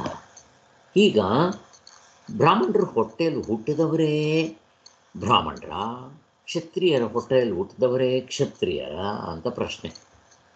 ಹೇಗಿದು? ಇಲ್ಲ ಸರ್. ಮತ್ತೆ ಹೇಗೆ? ಯಾಕಂದ್ರೆ ಈಗ ರಾವಣ ಹುಟ್ಟಿದ್ದು ಬ್ರಾಹ್ಮಣರ ಇದರಲ್ಲೇ, ಬ್ರಾಹ್ಮಣನ ಮಗನೇ ಅವನು, ಆದ್ರೆ ಅವನು ರಾಕ್ಷಸನಾಗ್ತಾನೆ. ಅಂದ್ರೆ ಗುಣಗಳಿಂದ ಅವ್ರ ತಾಯಿ ಬಂದಿದ್ದೆ ರಾಕ್ಷಸಿ. ಹೌದು. ತಂದೆ ಬ್ರಾಹ್ಮಣ. ಹೌದು ಸರ್. ಹಾಗೆ ಬ್ರಾಹ್ಮಣ ಹುಟ್ಟಿದ ಕೂಡಲೇ ಬ್ರಾಹ್ಮಣ ಅಂತಲ್ಲ, ಅವ್ರು ಮಾಡೋ ಒಂದು ಕೆಲಸ ಕಾರ್ಯಗಳಿಂದ ಅವರು ಬ್ರಾಹ್ಮಣರು ಅಂತ ಅದಿಟ್ಕೋಬೇಕು. ಅವರ ಮನಸ್ಸಿನ ಸ್ಥಿತಿ ನೋಡ್ಕೊಂಡು ಅವ್ರನ್ನ ಹೇಳಬೇಕೇ ಹೊರತು ಅವರು ಹುಟ್ಟಿರೋದ್ರಿಂದ ಹೇಳಕ್ಕೆ ಬರೋದಿಲ್ಲ. ಇದು ಚೆನ್ನಾಗಿ ಅರ್ಥ ಮಾಡ್ಕೊ. ತುಂಬ ಜನ ಇದನ್ನು ತಪ್ಪಾಗಿ ತಿಳ್ಕೊಂಡು ಈ ಬ್ರಾಹ್ಮಣರುಗಳೆಲ್ಲ ಬರೆದಿದ್ದು ವೇದಗಳು ಅವ್ರಿಗೆ ಬೇಕಾದಂಗೆಲ್ಲ ಬ್ರಾಹ್ಮಣರಿಗೋಸ್ಕರನೇ ಇಂಪಾರ್ಟೆನ್ಸ್ ಕೊಟ್ಬಿಟ್ರು ಅಂತಾರೆ. ಸುಳ್ಳು, ಏನೂ ಕೊಟ್ಟಿಲ್ಲ ಅಲ್ಲಿ. ಹಾಗಿದ್ದಿದ್ರೆ ಈ ರಾಮಾಯಣದಲ್ಲಿ ಇವಾಗ ಇವನು ಯಾರು? ರಾವಣನ ತಮ್ಮ ವಿಭೀಷಣ. ಅವನು ಯಾರು? ಅವನು ಇದೇ ಥರನೇ, ಅವ್ರ ತಂದೆ ಬ್ರಾಹ್ಮಣ, ಅವ್ರ ತಾಯಿ ರಾಕ್ಷಸಿ. ಹಾಗೆ. ಸೊ ಈಗ ಅವನು ಹೇಗೆ, ಅವನ್ನೇನಂತ ಕರಿತೀರಾ? ಅವ್ರನ್ನ ವಿಭೀಷಣನ ಏನಂತ ಕರಿತೀರಾ? ಜ್ಞಾನಿ ಸರ್. ಜ್ಞಾನಿ. ಮತ್ತೆ ಅವನ ಶೂದ್ರನೇ. ಅವನು ನಿಜವಾಗ್ಲೂ ಅವನು ಹುಟ್ಟಿರೋ ಇದನ್ನು ನೋಡಿದ್ರೆ ಅವನು ಶೂದ್ರನೇ, ಬಟ್ ಅವನು ಜ್ಞಾನಿ. ಈಗ ಅವನ ಪೊಸಿಷನ್ ಎಲ್ಲಿದೆ? ಅವನಿಗೆ ಬ್ರಾಹ್ಮಣರನ್ನು ಮೀರಿದ್ದಾನೆ ಅವನು. ಬ್ರಾಹ್ಮಣ ಅಂದರೆ ಇನ್ನೊಂದು ಅರ್ಥ ಯಾರಿಗಾದ್ರೂ ಗೊತ್ತಾ? ಬ್ರಾಹ್ಮಣ ಅಂತ ಹೇಳ್ತಾರೆ, ನಿಜವಾದ ಅರ್ಥ ಬ್ರಾಹ್ಮಣ ಅಂದ್ರೆ ಏನು ಯಾರಿಗಾದ್ರೂ ಗೊತ್ತಾ? ಅದೇ ಸರ್, ವೇದಾಧ್ಯಯನ ಅದು ಮಾಡ್ತಾ ಇರ್ಬೇಕು, ಮತ್ತೆ ತತ್ವ ವಿಚಾರನೆ ಎಲ್ಲಾರ್ಗು ಹೇಳ್ತಾ ಇರ್ಬೇಕು, ಮತ್ತೆ ಕಾರ್ಯಗಳಿರ್ತವಲ್ಲ ಸರ್, ನಾಮಕರಣ, ಮದ್ವೆ, ಆ ಥರದ್ದೆಲ್ಲ ಮಾಡಿಸಿಕೊಟ್ಟು ಅವ್ರು ಏನ್ ದಕ್ಷಿಣೆ ಕೊಟ್ರೆ ಅದನ್ನ ತಗೊಳ್ತಾ ಇರ್ಬೇಕು. ಇದು ವರ್ಣಾಶ್ರಮ ಧರ್ಮದಿಂದ ಹೇಳಿರೋದು.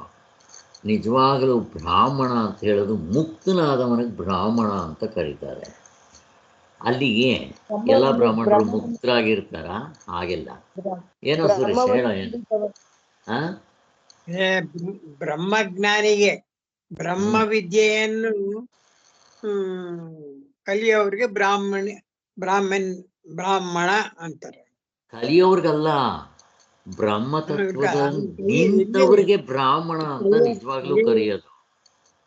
ಆದರೆ ವರ್ಣಾಶ್ರಮದಲ್ಲಿ ಸುಮ್ಮನೆ ಅವನ ಮೂರತ್ವ ಬರೋದು, ಮುಕ್ತರಾಗೋದಕ್ಕೋಸ್ಕರನೇ ಅವ್ರ ಗುರಿ ಇರೋದ್ರಿಂದ ಅವ್ರನ್ನ ಗೌಣಾರ್ಥದಿಂದ ಬ್ರಾಹ್ಮಣ ಅಂತ ಕರೀತಾರೆ. ಈಗ ನಾವು PPC ಸೇರಿದ ತಕ್ಷಣ ನಾವು ಡಾಕ್ಟ್ರ್ ಬಂದರು ಅಂತ ಇದ್ದರು, ನಾವೇನು ಡಾಕ್ಟ್ರ್ ಆಗಿರಲಿಲ್ಲ. ಹಾಗೆ ಇವ್ರನ್ನೂ ಬ್ರಾಹ್ಮಣರು ಅಂತ ಕರೆಯೋದು. ನಿಜವಾದ ಅರ್ಥ ಬ್ರಾಹ್ಮಣ ಅನ್ನೋದಕ್ಕೆ ಸ್ಥಿತಪ್ರಜ್ಞ, ಗುಣಾತೀತ, ಯೋಗಿ, ಯುಕ್ತ, ಮುಕ್ತ, ಆಮೇಲೆ ಪರಾಭಕ್ತ, ಹಿಂಗೆಲ್ಲ ಹೇಳ್ತಿರಲ್ಲ. ಹಾಗೆ ಅದರಲ್ಲಿ ಬ್ರಾಹ್ಮಣ ಮತ್ತು ಔಪನಿಷತ್ ಪುರುಷ ಹೀಗೆಲ್ಲ ಹೇಳ್ತಾರಲ್ಲ, ಅದರಲ್ಲಿ ಅವನಿಗೆ ಹೆಸರು ಆ್ಯಕ್ಚುಲಿ ಇರಲಿ ಆ ಥರ. ಓಕೆ. ಇನ್ನು ದ್ವಾಪರ ಯುಗದಲ್ಲಿ ಯಾರನ್ನು ಕೊಡ್ಬೋದು ಇದಕ್ಕೆ ಎಕ್ಸಾಂಪಲ್ಲು? ವಿದುರ ಸರ್. ವಿದುರ ಅವನು ಯಾರ ಮಗ? ವಿದುರ ಯಾರ ಮಗ? ರಾಶಿಪುತ್ರ. ಅಲ್ಲಿಗೇನಾಯ್ತು? ಅವನು ಶೂದ್ರ. ಸೊ ಶೂದ್ರ ಆದರೂ ಅವನು ನಿಜವಾಗ್ಲೂ ಶೂದ್ರನೇ. ಜಾತಿಯಿಂದ ಹೇಳಬೇಕಾದ್ರೆ ಶೂದ್ರ, ಆದರೆ ನಿಜವಾಗ್ಲೂ ಅವನ ಮನಸ್ಸಿನ ಸ್ಥಿತಿ ಹೇಳಬೇಕು ಅಂದರೆ ಅವನು ಮುಕ್ತನಾದವನು. ಹೇಗಿದೆ ನೋಡ್ರಿ. ಇವನ್ನೇನು ಹೇಳಬೇಕು? ಯಾರನ್ನ? ಧೃತರಾಷ್ಟ್ರನೇನಂತ ಕರಿಬೇಕು? ಅವನು ನಿಜವಾಗ್ಲೂ ಕ್ಷತ್ರಿಯ, ಬಟ್ ಅವನು ನಿಜವಾದ ಕ್ಷತ್ರಿಯನ? ಏನಕ್ಕೆ ಕರಿಬೇಕು ಅವನ್ನ? ಏನಕ್ಕೆ ಕರಿಬೇಕು ಅವನ್ನ? ಶೂದ್ರ ಅಂತ ಕರಿಬೇಕು. ಎಲ್ಲಿ ನಡ್ಕೊಂಡ ಅವನು? ತನ್ನ ಮಗನ ಮೇಲೆ ಮೋಹದಿಂದ ರಾಜ್ಯ ಹಾಳು ಮಾಡಿದ್ನಲ್ಲ, ಅವನೇ ಹಾಳು ಮಾಡೋದಕ್ಕೆ ಕಾರಣ. ಮೇಲ್ಗಡೆ ಇರೋವ್ರಿಗೆ ಬೈಯೋದು, ಕೆಳಗಡೆ ಇರೋವ್ರಿಗೆ ಬೈಯಲ್ಲ. ಕೆಳಗಡೆ ಇರೋವ್ರಿಗೆ ಪ್ರಜ್ಞೆ ಇರಲ್ಲ. ನೀನು ಮೇಲ್ಗಡೆ ಇದೆಯಾ ರಾಜ ಅಂತಂದರೆ ನೀನು ತಪ್ಪಿದ್ರೆ ನಿನಗೂ ಅವ್ರಿಗೂ ವ್ಯತ್ಯಾಸ ಏನಾಯಿತು? ಆದ್ದರಿಂದ ಅವನು ಶೂದ್ರ ಅಂತ ಕರಿಬೇಕಷ್ಟೇ. ಹಾಗೆ ಸೊ ಹೀಗೆ ತಗೋಬೇಕು. ಕುಚ್ಚಿ ಇಲ್ಲ ಅವನು, ಹೀಗೆ ಇಂಥದ್ದೆಲ್ಲ ಬೇಕಾದಷ್ಟು ಎಕ್ಸಾಂಪಲ್ಸ್ ಇದೆ. ಆದ್ದರಿಂದ ಅವನ ಮನಸ್ಸಿನ ಸ್ಥಿತಿ ನೋಡ್ಕೊಂಡು ನಾವು ಇವನ್ನು ಹೇಳಬೇಕು ಅಂತ ಅನ್ನೋದು ಇಂಪಾರ್ಟೆಂಟ್. ಅಷ್ಟಕ್ಕೆ ಸಾಕಿಲ್ಲಿ ವರ್ಣಾಶ್ರಮ ಧರ್ಮಗಳು ಇನ್ನೂ ಚೆನ್ನಾಗಿ ಇದ್ದು ಅಂತ ಭಾಷೆಗಳ ಅಧ್ಯಯನ ನಮಗೆ ತಿಳಿಬರುತ್ತೆ. ಆಗಿನ ಕಾಲದಲ್ಲಿ ಬೌದ್ಧ ಜೈನ ಮತಗಳ ಪ್ರಾಬಲ್ಯದಿಂದ ಸ್ವಲ್ಪ ಮಟ್ಟಿಗೆ ನಮ್ಮ ಸನಾತನ ವೈದಿಕ ಧರ್ಮಕ್ಕೆ ಧಕ್ಕೆ ಬಂದಿತ್ತು. ಯಾಕೆ ಧಕ್ಕೆ ಬಂದಿತ್ತು? ಯಾರಿಗಾದ್ರೂ ಉತ್ತರ ಗೊತ್ತಾ ಇದು? ಅವರಿಂದ ಬುದ್ಧಿಸಮ್ಮಿಂದ. ಅವರು ವೇದ ನಂಬ್ತಾ ಇರ್ಲಿಲ್ವಲ್ಲ, ವೇದಗಳು ನಂಬ್ತಾ ಇರ್ಲಿಲ್ಲ ಬುದ್ಧ ಎಲ್ಲ. ಅದು ಅವ್ರಿಗಿನ್ನೂ ಕೆಳಗಡೆ ಗ್ರೇಡ್ ಕೊಡಬೇಕು. ಬಟ್ ಅವರಿಂದ ನಮ್ಮ ಇದಕ್ಕೆ ಪೆಟ್ಟು ಬಿದ್ದಿತ್ತು. ಯಾಕೆ? ಸೊ ನಮಗೆ ವೈದಿಕ ಧರ್ಮಗಳಂದ್ರೆ ನಾವೇನು ಅನ್ಕೊಂಡಿದ್ವಿ ಅಂದರೆ ಕರ್ಮಗಳನ್ನೇ ಇಟ್ಕೊಬಿಟ್ವಿ ಸರ್. ನಾವು ಪೂಜೆ ಪುನಸ್ಕಾರ ಹವನ ಹೋಮ ಇದನ್ನೇ ಇಟ್ಕೊಬಿಟ್ವಿ. ನಾವು ಮೈನಾಗಿ ಇಂಪಾರ್ಟೆಂಟ್ನ ಬಿಟ್ಟಿದ್ವಿ. ನಮ್ಗೆ ಗೊತ್ತೇನೇ ಆಗ್ತಾ ಇರಲಿಲ್ಲ, ಬರೀ ಇದೇ ಪರಂಪರೆಯಲ್ಲೇ ಬಿಡ್ತಾ ಇದ್ವಿ ನಾವು. ಸೊ ಅದು ಶಂಕರಾಚಾರ್ಯ ಹೇಳಿದ್ದು ಬ್ರಹ್ಮ ತತ್ವವನ್ನು ತಿಳ್ಕೊಳ್ಬೇಕಾಗೋಸ್ಕರ ಇದೆಲ್ಲ ಉಪಾಸನೆ ಅಂತ. ಬಟ್ ಇದನ್ನೇ ಇಟ್ಕೊಬಿಟ್ಟಿದ್ವಿ, ಇದನ್ನೇ ಜಾಸ್ತಿ ಮಾಡ್ತಾ ಇದ್ವಿ. ಸೊ ಅದಕ್ಕೇನಾಯ್ತು ಅಂದರೆ ನಮಗೆ ಅಲ್ಲಿ ಬುದ್ಧಿಸಮ್ ಹೇಳ್ದಂಗೆ ಅಹಿಂಸಾ ಮತ್ತು ಇದೆಲ್ಲ ಆ ಥರ ನಮಗೆ ನೋಡೋಕ್ಕೆ ಬರ್ತಾ ಇರಲಿಲ್ಲ ಅವಾಗ. ಈ ಕಡೆನೇ ಇತ್ತು ಮನಸ್ಸು ನಮಗೆ. ಸೊ ಅದಕ್ಕೇನಾದರೂ ನಮ್ಗೆ ಬೇಗ ಅಟ್ರಾಕ್ಟ್ ಆದ್ವಿ, ಬುದ್ಧಿಸಮ್ ಕಡೆ ಬೇಗ ಅಟ್ರಾಕ್ಟ್ ಆದ್ವಿ. ನಮ್ಗೆ ನಿತ್ಯ ಜೀವನದಲ್ಲಿ ಅದು ಅಡವಡಿ ಕಡೆ ಆಗಿ ಬರ್ತಾ ಇತ್ತು ಅದು. ಸೊ ಅದಕ್ಕೆ ಇಲ್ಲಿ ಇಂಪಾರ್ಟೆಂಟ್ ಪಾಯಿಂಟು ಇದು. ದೇವರು ಗೀವರು ಅದು ಪಕ್ಕಕ್ಕೆ ಎತ್ತಿಟ್ಬಿಟ್ರೆ ಮುಕ್ತರು ದೇವರು ನಂಬೋದು. ಇಲ್ಲಿ ನಮ್ಮಲ್ಲಿ ಏನಾಗುತ್ತೆ ಅಂದರೆ ಯಾವುದೋ ಒಂದನ್ನು ಇಟ್ಕೊಂಡ್ಬಿಟ್ಟು ಅದನ್ನು ಜಾಸ್ತಿ ಏನಂತಾರೆ ಜಾಸ್ತಿ ಮಾಡ್ಕೊಳಕ್ಕೆ ಹೋಗ್ಬಿಡ್ತಾರೆ. ಈಗ ಯಾಗ ಯಜ್ಞಗಳಲ್ಲಿ ಈ ಪಶು ಬಲಿ ಇದೆ, ಬಟ್ ಇವರೇನು ಮಾಡಿದ್ರು ಪಶು ಬಲಿಗೋಸ್ಕರ ಯಾಗ ಯಜ್ಞಗಳು ಜಾಸ್ತಿ ಮಾಡೋಕ್ಕೆ ಶುರು ಮಾಡಿಬಿಟ್ರು. ಅಂದರೆ ಬೇಕಾದಷ್ಟು ಪಶು ಬಲಿಗಳು ಕೊಡೋದಕ್ಕೆ ಜಾಸ್ತಿ ಮಾಡಿಬಿಟ್ರು, ಆ ಯಜ್ಞಗಳಲ್ಲಿ ಇಲ್ಲದೇ ಇದ್ದರು. ಆದರೆ ಬುದ್ಧ ಬಂದಿದ್ದೆ ಏನು ಮಾಡ್ತಾ ಇದ್ದ ನೋಡ್ರಿ, ಆ ಪ್ರಾಣಿಗಳ ಬಲಿ ಕೊಡೋ ಬದಲು ಅದಕ್ಕೆ ಎಷ್ಟು ನೋವು ಆಗುತ್ತೆ ನಿಮಗೆ ಗೊತ್ತಾ? ನಂಗೆ ಬೇಕಾದರೆ ಬಲಿ ಕೊಡಿ, ನಿಮಗೆ ಮನುಷ್ಯನ ಬಲಿ ಕೊಟ್ಟರೆ ನಿಮ್ಗೆ ಇನ್ನೂ ಚೆನ್ನಾಗಿ ಫಲ ಆಗುತ್ತಲ್ಲ, ಅವುಗಳನ್ನ ಬಿಟ್ಟುಬಿಡಿ ಅಂತ ಅವ್ರನ್ನ ಕರುಣೆಯಿಂದ ಕೇಳ್ಕೊತಾ ಇದ್ದ. ಅವನ ಈ ಪ್ರೀತಿ ವಾತ್ಸಲ್ಯ ಪ್ರೇಮ ಕ್ಷಮಾ ಗುಣ ಮತ್ತು ಆ ಅಹಿಂಸಾ ತತ್ವ ಜನರಿಗೆ. ಆಗ ನಮ್ಮ ಈ ವೇದಾಂತಕ್ಕೆ ಇಂಥವ್ರು ಬರಲೇಬೇಕು.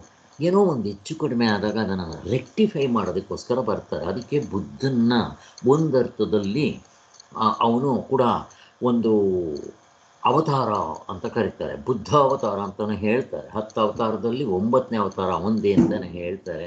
ಏನಾದರೂ ಇರಲಿ, ಅಲ್ಲಿ ನಮ್ಮ ಇದಕ್ಕೆ ಸ್ವಲ್ಪ ಪೆಟ್ಟು ಬಿತ್ತ ಸಂದರ್ಭದಲ್ಲಿ ಆವಾಗೆಲ್ಲ ಎಲ್ಲರೂ ಬುದ್ಧನ ಕಡೆ ಹೋಗಿದ್ದು ಆ ಬುದ್ಧ ಹೇಳಿದ್ದನ್ನೇ ಕೇಳೋದಕ್ಕೆ. ಅದಕ್ಕೋಸ್ಕರನೇ ಪ್ರಪಂಚದಲ್ಲಿ ಅಷ್ಟು ಫೇಮಸ್ ಆಗೋದಕ್ಕೆ ಕಾರಣ ಆಗಿತ್ತು. ಹೇಳಬೇಕು ಅಂದರೆ ನಮ್ಮ ಹಿಂದೂ ಧರ್ಮ ಅಷ್ಟೊಂದು ಪ್ರಪಂಚದಲ್ಲಿ ಇಲ್ಲ. ಈಗ ಎಲ್ಲಿ ಬೇಕಾದರೂ ಹೋಗ್ರಿ ನೀವು, ಈ ಬುದ್ಧನ ಧರ್ಮದ್ದು ಫೇಮಸ್ ಇದೆ. ನೀವು ಬೇಕಾದ್ರೆ ಚೈನಾಗೆ ಹೋಗ್ರಿ, ಸಿಲೋನ್ಗೆ ಹೋಗ್ರಿ, ಎಲ್ಲಿಗೆ ಬೇಕಾದರೂ ಹೋಗ್ರಿ, ಜಪಾನ್ಗೆ ಹೋಗ್ರಿ, ಎಲ್ಲ ಕಡೆ ಬುದ್ಧಿಸಮ್ ಧರ್ಮ ಪ್ರಪಂಚದಲ್ಲಿ ಹರಡಿದೆ ಅಂತ ಹೇಳ್ಬೋದು. ಅದು ಆಯಿತು. ಆಮೇಲೆ ಶಂಕರಾಚಾರ್ಯರು ಬಂದು ಇದಲ್ಲ ಅಂತ ಹೇಳಿ ಸ್ಪಷ್ಟವಾಗಿ ತೋರಿಸ್ಕೊಟ್ರು ಅನ್ನೋದು ಹೇಳ್ತಾರೆ. ಇಲ್ಲಿ ನಾವು ಒಂದು ತಿಳ್ಕೋಬೇಕಾಗಿರೋದು, ಪ್ರಾಣಿ ಬಲಿ ಕೊಡಬಹುದಾ ಅನ್ನೋ ಒಂದು ಪ್ರಶ್ನೆ ಬರುತ್ತೆ. ನೀವೆಲ್ಲ ಏನು ಹೇಳ್ತೀರ? ಯಾರಿಗಾದ್ರೆ ಏನಾದರೂ ಇದ್ರ ವಿಚಾರ ಗೊತ್ತಾ? ನಾನೇ ಹೇಳ್ಬಿಡ್ತೀನಿ ಬಿಡಿ. ಹೇಳಿ. ಭಕ್ತಿ ಜನ ಭಕ್ತಿಯಿಂದ ಅದನ್ನ ಬಲಿ ಕೊಡ್ತೀವಿ ಅಂತ ಮಾಡ್ತಾರೆ, ಆ ಭಕ್ತಿನೂ ಬಿಟ್ಟೋಗ್ಬಿಡ್ತಾರೆ. ಅದೇ ಪ್ರಾಣಿಗಳನ್ನ ತಿನ್ನೋದ್ ಬಿಡೋದಿಲ್ಲ. ಇದಾದ್ರೂ ಬಲಿ ಕೊಟ್ಟು ದೇವ್ರ ಪೂಜೆ ಅಂತ ಮಾಡಿ ಅಷ್ಟು ಮಾತ್ರ ಆದ್ರೂ ಆಚರಣೆಯಲ್ಲಿ ಇಟ್ಕೊಂಡಿರ್ತಾರೆ ಅಂತ ಗುರುಗಳು ಒಂದ್ ಕಡೆ ಹೇಳಿದ್ದಾರೆ ಸರ್. ಹೇಳಿದ್ದಾರೆ. ಈಗ ನಿಮ್ಮ ಕರ್ಮಕಾಂಡದಲ್ಲಿ ಬಲಿ ಯಾಕೆ ಹೇಳಿದ್ದಾರೆ? ಅದ ನನ್ನ ಪ್ರಶ್ನೆ. ಇದಲ್ಲ, ಬಲಿ ಯಾಕೆ ಹೇಳಿದ್ದಾರೆ? ಹಿಂಸೆ ಅಲ್ವಾ? ನೀವೇ ಹೇಳಿದ್ದ ಹಿಂಸಾ ಪ್ರವೃತ್ತಿ, ಅಹಿಂಸೆ ಮಾಡಬಾರ್ದು ಅಂತ ಹೇಳಿ ನಿಮ್ಮ ಪರ್ಸನಲ್ ಏನೋ ಒಂದು ಫಲ ಬರಬೇಕಾದ್ರೆ ಅದು ಬಲಿ ಕೊಡಬೇಕು ಅಂತ ಹೇಳಿದ್ರೆ ಅದು ವಿರುದ್ಧ ಆಗಲಿಲ್ವಾ? ಹೇಳಿ.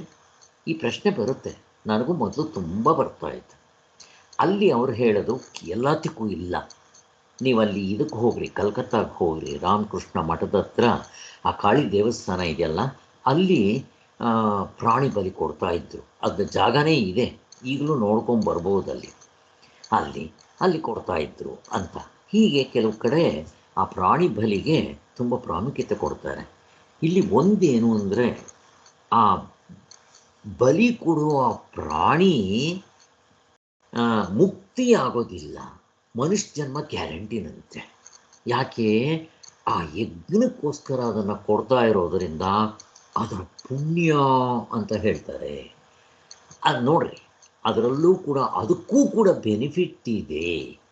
ಸೊ ಯಾವುದೋ ಪ್ರಾಣಿಗೆ ಈ ಥರ ಒಂದು ಬೆನಿಫಿಟ್ ಸಿಕ್ಕಿದ್ರೆ ಮನುಷ್ಯ ಜನ್ಮ ಗ್ಯಾರಂಟಿ, ಇದಕ್ಕಿಂತ ಇನ್ನೇನು ಬೇಕು ಅಂತ ಹೇಳಿ ಆ ಬಲಿ. ಬಟ್ ಬರ್ತಾ ಬರ್ತಾ ಇವರು ಇಲ್ಲದೆ ಇರೋದಕ್ಕೆಲ್ಲ ಬಲಿ ಕೊಡೋಕ್ಕೆ ಶುರು ಮಾಡಿಬಿಟ್ರು.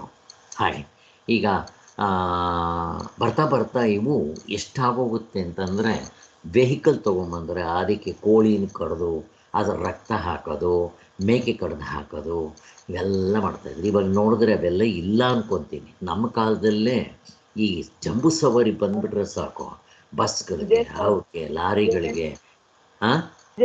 ಈಗಲೂ ಆಯುಧ ಪೂಜೆನಲ್ಲೆಲ್ಲ ಎದುರುಗಡೆ ಮನೆಯಲ್ಲೇ ಮಾಡ್ತಾರೆ ಸರ್. ಕೋಳಿ ಶಬ್ದ ಜೋರ ಕೇಳಿಸುತ್ತೆ ಸರ್. ಏನು ಅದು ವೆಹಿಕಲ್ಗೆ ಹಾಕ್ತಾರಾ? ಆಯುಧ ಪೂಜೆ ಅಂತ ಮಾಡಿ ಬಲಿ ಕೊಡ್ತಾರೆ ಸರ್. ಬಲಿ ಕೊಡ್ತಾರೆ, ಹೀಗೆಲ್ಲ ಇರುತ್ತೆ. ಇರಲಿ, ಸ್ವಾಮಿಗಳು ಅದನ್ನು ಹೇಳಿದ್ದಾರೆ.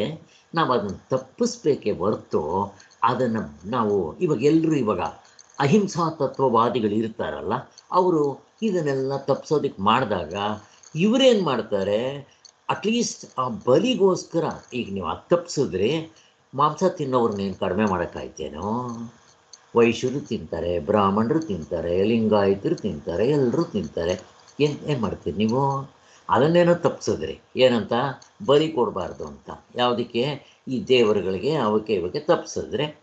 ಈಗ ತಿನ್ನೋರ್ಗೆ ಏನು ಮಾಡ್ತೀರಾ? ಇರಾನ್ನಲ್ಲಿ ಹೋದರೆ ಆ ಹಸುಗಳನ್ನೇ ಹೊಡೆದು ತೆಗಲಾಕಿರ್ತಾ ಇದ್ರಲ್ಲಿ. ಅಮೇರಿಕಾದಲ್ಲೂ ಬನ್ನಿರಿ, ಚೈನಾದಲ್ಲಿ ಬನ್ನಿರಿ, ಹಾವನ್ನೆಲ್ಲ ತಿಂತಾರೆ ಅವರು.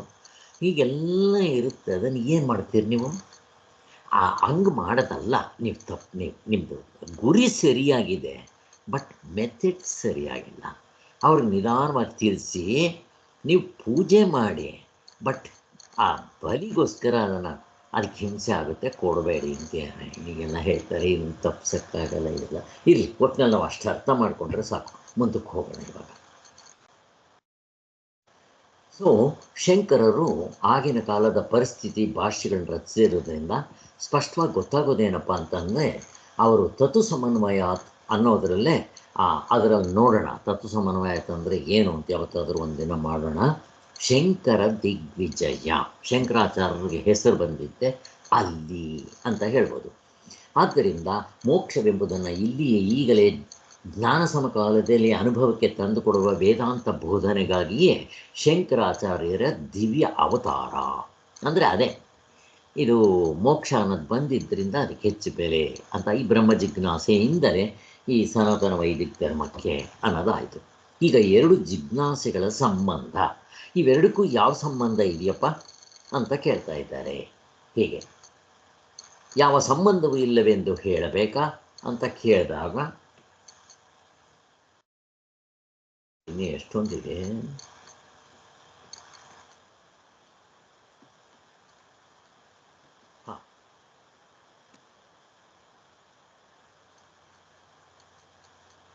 ಈ ಹಿಂದೆ ಧರ್ಮ ಜಿಜ್ಞಾಸೆ ವೇದದಲ್ಲಿ ಇರುತ್ತಿದ್ದು ಆ ವೇದ ಭಾಗವು ಪ್ರಮಾಣವಲ್ಲವೆಂತಲೂ ಈ ಬ್ರಹ್ಮ ಜಿಜ್ಞಾಸೆಯನ್ನು ಹೇಳುವ ಭಾಗವು ಮಾತ್ರವೇ ಪ್ರಮಾಣವೆಂತಲೂ ಹೇಳಿದಂತೆ ಆಗುವುದಲ್ಲವೇ? ಹಿಂದೆ ಹೇಳಿದ ಧರ್ಮ ಜಿಜ್ಞಾಸೆಯು ವ್ಯರ್ಥ ಎಂದಾಗುವುದಿಲ್ಲವೇ ಎಂಬ ಪ್ರಶ್ನೆ ತೆಗಿತಾರೆ. ಇದಕ್ಕೆ ವೇದಕ್ಕೆ ಪ್ರಾಮಾಣ್ಯವೂ ಸಹ ಸಿದ್ಧವಾಗುತ್ತದೆ. ಈ ಉತ್ತರದ ಸಾರಾಂಶ ಪತ್ರಿಕ ಪೂರ್ಣ ಅನುಭವದ ಆಧಾರದ ಮೇಲೆ ಅದಕ್ಕೂ ಬೇರೆ ಬರುತ್ತೆ ಅಂತ ಹೇಳ್ತಾರೆ. ಮೋಕ್ಷ ಅನ್ನೋದು ಪತ್ಕಿರವಾಗಿ ಇವೆಲ್ಲ ನೀವು ಆನ್ಸರ್ ಮಾಡಿದ್ರಿ. ಅದೇ ವೇದವು ತಿಳಿಸುವ ಕಾಲಾಂತರ ಲೋಕಾಂತರ ಗತಿಗಳಿಗೂ ಕೂಡ ಇದರಿಂದ ಬೆಲೆ ಬರುತ್ತೆ ಅನ್ನೋದೇ.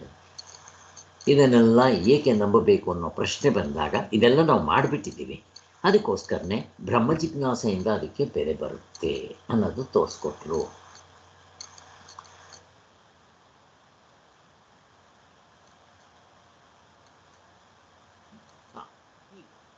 ಉಪಾಸನೆಯಲ್ಲಿ ಸಗುಣೋಪಾಸಕರು ಅಥವಾ ಓಂಕಾರ ಉಪಾಸಕರು ಇರ್ತಾರೆ. ಅವರು ಸತ್ತ ಮೇಲೆ ವೈಕುಂಠಕ್ಕೆ ಹೋಗ್ತಾರೆ, ಅಲ್ಲಿ ಮೋಕ್ಷ ಆಗುತ್ತೆ ಅಂತ ಹೇಳ್ತಾರೆ ಅಂತ ಇಟ್ಕೊಳ್ರೆ. ಈಗ ಅದನ್ನು ನಂಬ್ಕೋಬೇಕು. ಆದ್ದರಿಂದ ಅವ್ರಿಗೂ ಕೂಡ ಇಲ್ಲಿ ಬೆಲೆ ಬರುತ್ತೆ.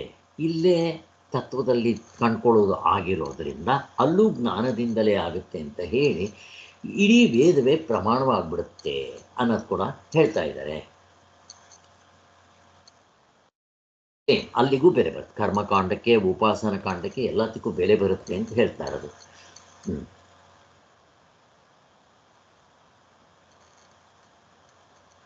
ಎಲ್ಲ ನಾವು ಡಿಸ್ಕಷನ್ಸ್ ಆಗಿದೆ ನೋಡಿ. ಸ್ವಾಮಿಗಳು ಹೇಳ್ತಾರೆ, ಬ್ರಹ್ಮ ಜಿಜ್ಞಾಸೆಯು ಯಾವ ಧರ್ಮದಲ್ಲಿ ಅಥವಾ ಮತದಲ್ಲಿ ಇಲ್ಲವೋ ಅವರ ಮತಗಳು ಕೇವಲ ಕುರುಡು ನಂಬಿಕೆಗಳಾಗ್ಬಿಡುತ್ತೆ. ಬೇರೆ ಧರ್ಮದ್ದೆಲ್ಲ ಕುರುಡು ನಂಬಿಕೆ ಆಗ್ಬಿಡುತ್ತೆ. ನಮ್ಮ ಧರ್ಮಕ್ಕೆ ಬೆಲೆ ಬಂದಿರೋದು ಈ ಬ್ರಹ್ಮ ಜಿಜ್ಞಾಸೆಯಿಂದ. ಈಗ ಅವರೂ ಕೂಡ ನಮ್ಮ ಇವುಗಳನ್ನೆಲ್ಲ ಸ್ವಲ್ಪ ಅಧ್ಯಯನ ಮಾಡಿ, ಉಪನಿಷತ್ಗಳು, ಭಗವದ್ಗೀತೆ, ನಮ್ಮದೂ ಕೂಡ ಬೆಲೆ ಬರುತ್ತೆ ಅಂತ ಬೇಕಾದರೆ ಅವರು ನಂಬ್ಕೋಬಹುದು, ಇಟ್ಕೋಬಹುದು, ಅವರು ಇವುಗಳನ್ನ ಹೇಳ್ಕೊಂಡು ಉಪಯೋಗಿಸ್ಕೋಬಹುದು ಅಂತ. ಅದು ಇಲ್ಲಿ ಇನ್ನೊಂದು ಪ್ರಶ್ನೆ. ಈಗ ಇವನ್ನೆಲ್ಲ ಕರ್ಮಕಾಂಡದಲ್ಲಿ ಹೇಳಿದ್ದಾರೆ. ಯಾವುದೋ ಮಾಡಿ ಪಡೆಯೋದು, ಯಾಗ, ಯಜ್ಞ, ಹೋಮ, ಹವನಗಳು, ಇವೆಲ್ಲ ಇವನ್ನ ಈ ಜ್ಞಾನಕಾಂಡದಲ್ಲೂ ಕೂಡ ಹೇಳಿದ್ದಾರಲ್ಲ. ಯಾಕೆ ಹೇಳಿದ್ದಾರೆ? ಅಲ್ಲಿ ಹೇಳೋದಕ್ಕೆ ಇಲ್ಲಿ ಹೇಳೋದಕ್ಕೆ ಮತ್ತೆ ಯಾಕೆ ರಿಪಿಟೇಷನ್ ಆಗಲಿಲ್ವೋ ಅಂತ ಪ್ರಶ್ನೆ ಬರುತ್ತೆ. ಯಾರಾದರೂ ಉತ್ತರ? ಅದೇ ಸರ್, ಅದೇ ಇಲ್ಲಿ ಹೇಳಿರೋದನ್ನೇ ಅಲ್ಲೂ ಹೇಳಿದ್ದಾರೆ. ಅಲ್ಲಿ ಚಿತ್ತಶುದ್ಧಿ ಮೂಲಕ ಜ್ಞಾನಕ್ಕೆ ಕರ್ಕೊಂಡು ಹೋಗೋದಕ್ಕೋಸ್ಕರ ಅಲ್ಲಿ ಹೇಳಿದೆ. ಕರ್ಮ ಯೋಗ ರೂಪದಲ್ಲಿ ಹೇಳಿದೆ. ಫಲಾಪೇಕ್ಷೆ ಇಲ್ದಿರ ಮಾಡಬೇಕು ಅಂತ ಅಲ್ಲಿ ಹೇಳಿದೆ ಸರ್. ಈಗ ಬ್ರಹ್ಮ ಜಿಜ್ಞಾಸೆಯ ಜನಗಳೇ ಧರ್ಮ ಜಿಜ್ಞಾಸೆಯ ಜನಗಳೇ ಜಾಸ್ತಿ. 100ಕ್ಕೆ 90% ಅಥವಾ 95% ಅವರೇ. ಅದಕ್ಕೋಸ್ಕರ ಅವರು ಕಾಮ್ಯ ಕರ್ಮದಿಂದ ಮಾಡಕ್ಕೆ ಹೇಳಿದೆ ಅಲ್ಲಿ. ಈಗ ಅವುಗಳನ್ನೇ ಇಲ್ಲೂ ಕೂಡ ಹೇಳಿದ್ದಾರೆ. ಅಂದರೆ ಅದೇ ಕರ್ಮಗಳನ್ನು ಅದೇ ರೀತಿಯಲ್ಲಿ ಬರೀ ನಮ್ಮ ಕರ್ಮಕಾಂಡ, ಉಪಾಸನ ಕಾಂಡನ ಹೇಳಿರೋದಲ್ಲ, ಅವರವರ ಧರ್ಮಗಳಲ್ಲಿ ಹೇಳಿರೋ ಆಯಾ ಸಾಧನೆಗಳನ್ನು ನಿಷ್ಕಾಮ ಕರ್ಮದಿಂದ ಕರ್ಮಯೋಗ ರೂಪದಲ್ಲಿ ಮಾಡಿದ್ರೆ ಚಿತ್ತಶುದ್ಧಿಯಾಗಿ ನಿಮಗೂ ಮೋಕ್ಷ ಆಗುತ್ತೆ ಅನ್ನೋದಕ್ಕೆ ಇದು ಬೆನಿಫಿಟ್. ಅದಕ್ಕೆ 2 ಜಿಜ್ಞಾಸೆಗಳಿಗೂ ಸಂಬಂಧ ಇದೆ ಅಂತ. ಇನ್ನು ನಮ್ಗೆ ಗೊತ್ತಿದ್ದಂಗೆ ಅವು ಪ್ರವೃತ್ತಿ ಧರ್ಮ, ಅಭ್ಯುದಯಕ್ಕಾಗಿ, ಇದು ನಿವೃತ್ತಿ ಧರ್ಮ. ಇವೆಲ್ಲ ಗೊತ್ತಾಯ್ತು ನಮಗೆ.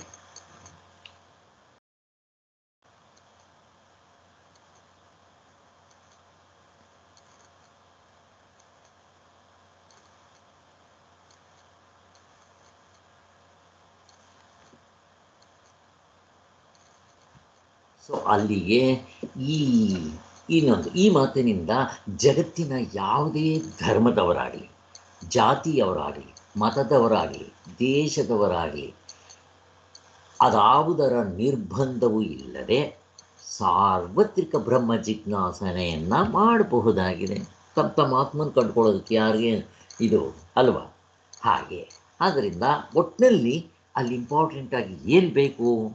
ಬ್ರಹ್ಮ ಜಿಜ್ಞಾಸೆ ಮಾಡೋದಕ್ಕೆ ಇಂಪಾರ್ಟೆಂಟಾಗಿ ಏನು ಬೇಕು? ಪ್ರಶ್ನೆ. ಸಾಧನಾ ಚತುಷ್ಟಯ ಆಗಿರ್ಬೇಕು.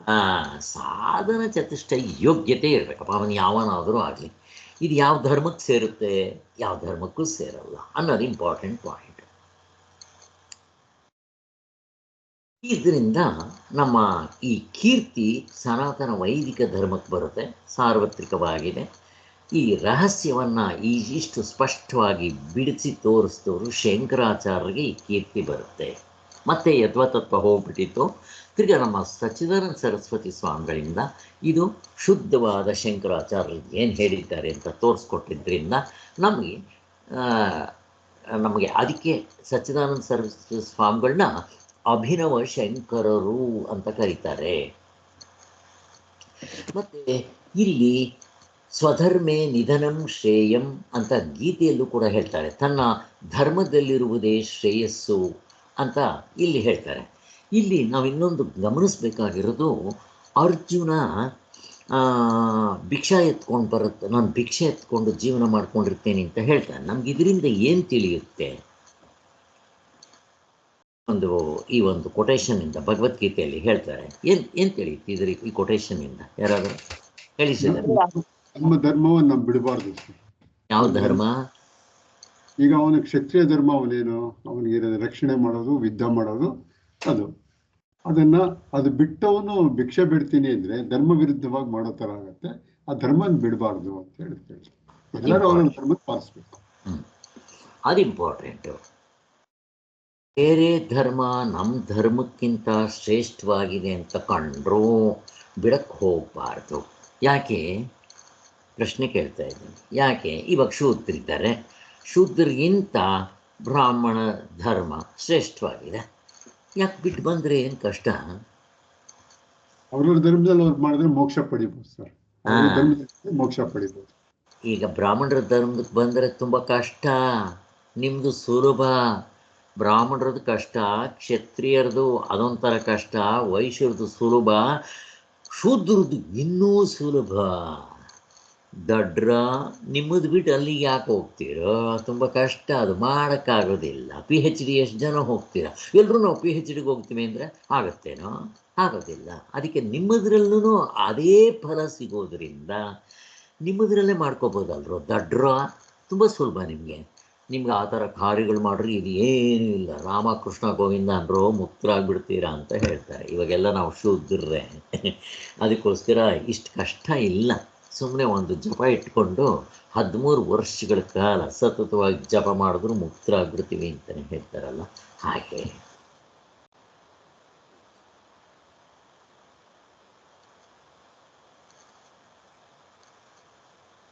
ಆದ್ದರಿಂದ ಈ ಕಾರಣದಿಂದ ಧರ್ಮಾಂತರವನ್ನು ಪ್ರಚೋದಿಸುವ ಸಂಕುಚಿತ ಬುದ್ಧಿ ಈ ಸನಾತನ ವೈದಿಕ ಧರ್ಮಕ್ಕಿಲ್ಲ ಅಂತ ಹೇಳ್ತಾ ಇದ್ದಾರೆ. ಅಂದರೆ ಈ ಕ್ರಿಶ್ಚಿಯನ್ಸ್ ಅವರು ಇವರು ಸೇರಿಸ್ಕೊತಾರಲ್ಲ, ಹಂಗಿಲ್ಲ ಅಂತ ಹೇಳೋದು ಅದು. ಸೊ ಅದಕ್ಕೆ ನಿನ್ನೆ ನಾನು ಒಂದು ಎಕ್ಸಾಂಪಲ್ ಕೊಟ್ಟಿದ್ದೆ.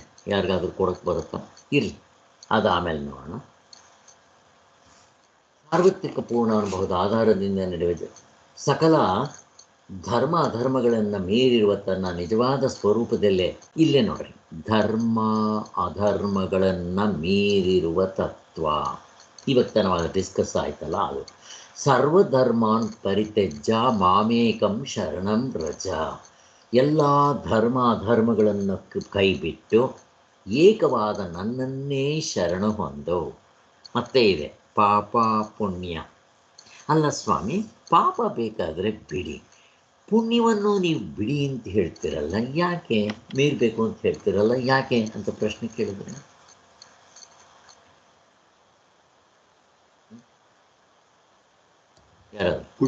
ಪುಣ್ಯಗಳಿರೋವರೆಗೂ ಆಗ ಲೋಕದಲ್ಲಿ ಇಡ್ತೀವಿ ಸರ್. ಪುನಃ ಇಲ್ಲಿಗೆ ಬಂದ್ಬಿಡ್ತೀವಿ ಪುಣ್ಯ ಮುಗಿದ ಕೂಡಲೇ. ಅಲ್ಲಿಗೆ ಪುಣ್ಯ ಹೇಳಿ ವಸಂತ. ಪುಣ್ಯದ ಬೇಡಿ ಸರ್, ಅದು ಮತ್ತೆ ಹುಟ್ಟು ಬರ್ಬೇಕಾಗುತ್ತೆ ಸರ್, ಮತ್ತೆ ಅನುಭವಿಸ್ಬೇಕಾಗುತ್ತೆ ಸರ್. ಪುಣ್ಯ ಮಾಡಿದ್ರು ಬೇಡಿನೇ, ಬಂಧನನೇ. ಪಾಪ ಮಾಡಿದ್ರೆ ಕಬ್ಬಣದ ಬೇಡಿ, ಪುಣ್ಯ ಮಾಡಿದ್ರೆ ಚಿನ್ನದ ಬೇಡಿ. ಚಿನ್ನದ ಬೇಡಿ ಅಂತ ಏನು ಖುಷಿ ಪಡ್ತೀರೇನೋ? ಬೇಡಿನೇ ಜೈಲಿನಲ್ಲೇ ಇರಬೇಕು. ಅಂದರೆ ಮನುಷ್ಯನ ಹುಟ್ಟು ಬರಬೇಕು ಮತ್ತು ಸಾಯಬೇಕು, ಬೇಕೇನೋ ಸೈಕಲ್ಲು ಅಂತಾರೆ. ಅದಕ್ಕೆ ಪಾಪ ಪುಣ್ಯ ಎರಡೂ ಕೂಡ ಬೆಟ್ರು, ಇದಕ್ಕಿಂತ ಬೆಟ್ರು ಇಲ್ಲ ಅನ್ನಲಿಲ್ಲ. ಅದು ಕೂಡ ಬಂಧನವೇ. ಅದಕ್ಕೋಸ್ಕರ ನಾವು ಹಾಗೆ ಅರ್ಥ ಮಾಡ್ಕೋಬೇಕು. ಅದಕ್ಕೋಸ್ಕರನೇ ಪುಣ್ಯ ಧರ್ಮ ಅಧರ್ಮಗಳನ್ನು ಮೀರಿರೋವಂಥದ್ದೇ ಆತ್ಮ ಅನ್ನೋದನ್ನು ತೋರಿಸ್ಕೊಡ್ತಾರೆ. ನಮ್ಮ ಗಾಢ ನಿದ್ರೆಯಲ್ಲಿ ಅದರ ಅನುಭವ ಕೂಡ ಹಾಗೇ ಇದೆ. ಆದ್ದರಿಂದ ವೇದಾಂತ ಅನ್ನೋದು ಯಾವ ಧರ್ಮಕ್ಕೂ ವಿರೋಧವಲ್ಲ, ಇದರಿಂದ ಯಾವ ಧರ್ಮಕ್ಕೂ ಅದು ವಿರೋಧವಲ್ಲ ಅನ್ನೋದು ತೋರಿಸ್ಕೊಡ್ತಾರೆ. ಮತ್ತು ನಾವು ಎಲ್ರಿಗೂ ಗೊತ್ತೇ ಇದೆ, ನಾವು ಶರೀರಿಗಳಲ್ಲ, ಶರೀರಕ್ಕಿಂತ ಬೇರೆ. ಹಾಗಾದರೆ ಸೂಕ್ಷ್ಮ ಶರೀರಕ್ಕಿಂತಲೂ ಬೇರೆ, ಸ್ಥೂಲ ಶರೀರವೂ ಅಲ್ಲ, ಸೂಕ್ಷ್ಮ ಶರೀರವೂ ಅಲ್ಲ. ಹೇಗೆ ತೋರಿಸ್ಕೊಡ್ತಾರೆ ಇದು ನಮ್ಮ ಅನುಭವದಲ್ಲಿ? ಸ್ಥೂಲ ಶರೀರ ಅಲ್ಲ, ಗೊತ್ತು, ಇದನ್ನು ಸುಟ್ಟಾಕ್ತಾರೆ, ಇಲ್ಲೇ ಬಿಸಾಕ್ತಾರೆ. ನಾವು ಸೂಕ್ಷ್ಮ ಶರೀರನೂ ಅಲ್ಲ ಅನ್ನೋದು ತೋರಿಸ್ಕೊಡ್ತಾರಲ್ಲ, ಹೇಗೆ ತೋರಿಸ್ಕೊಡ್ತಾರೆ? ನಮಗೆ ಗೊತ್ತಿರೋದ್ರಿಂದ ಪ್ರಶ್ನೆ ಕೇಳ್ತಾ ಇದ್ದೀನಿ. ಹೇಗೆ? ಸತ್ತೋದ್ರೆ ಯಾವಾಗ ಹೋದ್ರು ಅಂತ ಕೇಳ್ತಾರೆ, ಶರೀರ ಅಲ್ಲೇ ಇರುತ್ತೆ, ಎಷ್ಟೊತ್ತಿಗೋಯ್ತು ಪ್ರಾಣ ಅಂತ ಕೇಳ್ತಾರೆ. ಅಂದರೆ ನೀವು ಸ್ಥೂಲ ಶರೀರವನ್ನು ಮೀರಕ್ಕೆ ತೋರಿಸಿದ್ರೆ ಸೂಕ್ಷ್ಮ ಶರೀರವನ್ನೂ ಮೀರಿರುವಂಥ ಅನುಭವ ಯಾವುದು ಅಂತ ಕೇಳ್ತಾ ಇದ್ದೀನಿ. ಕನಸು, ಎಚ್ಚರ, ಕನಸು. ಸ್ಥೂಲ ಶರೀರ ಎಚ್ಚರ, ಸೂಕ್ಷ್ಮ ಶರೀರ ಕನಸು.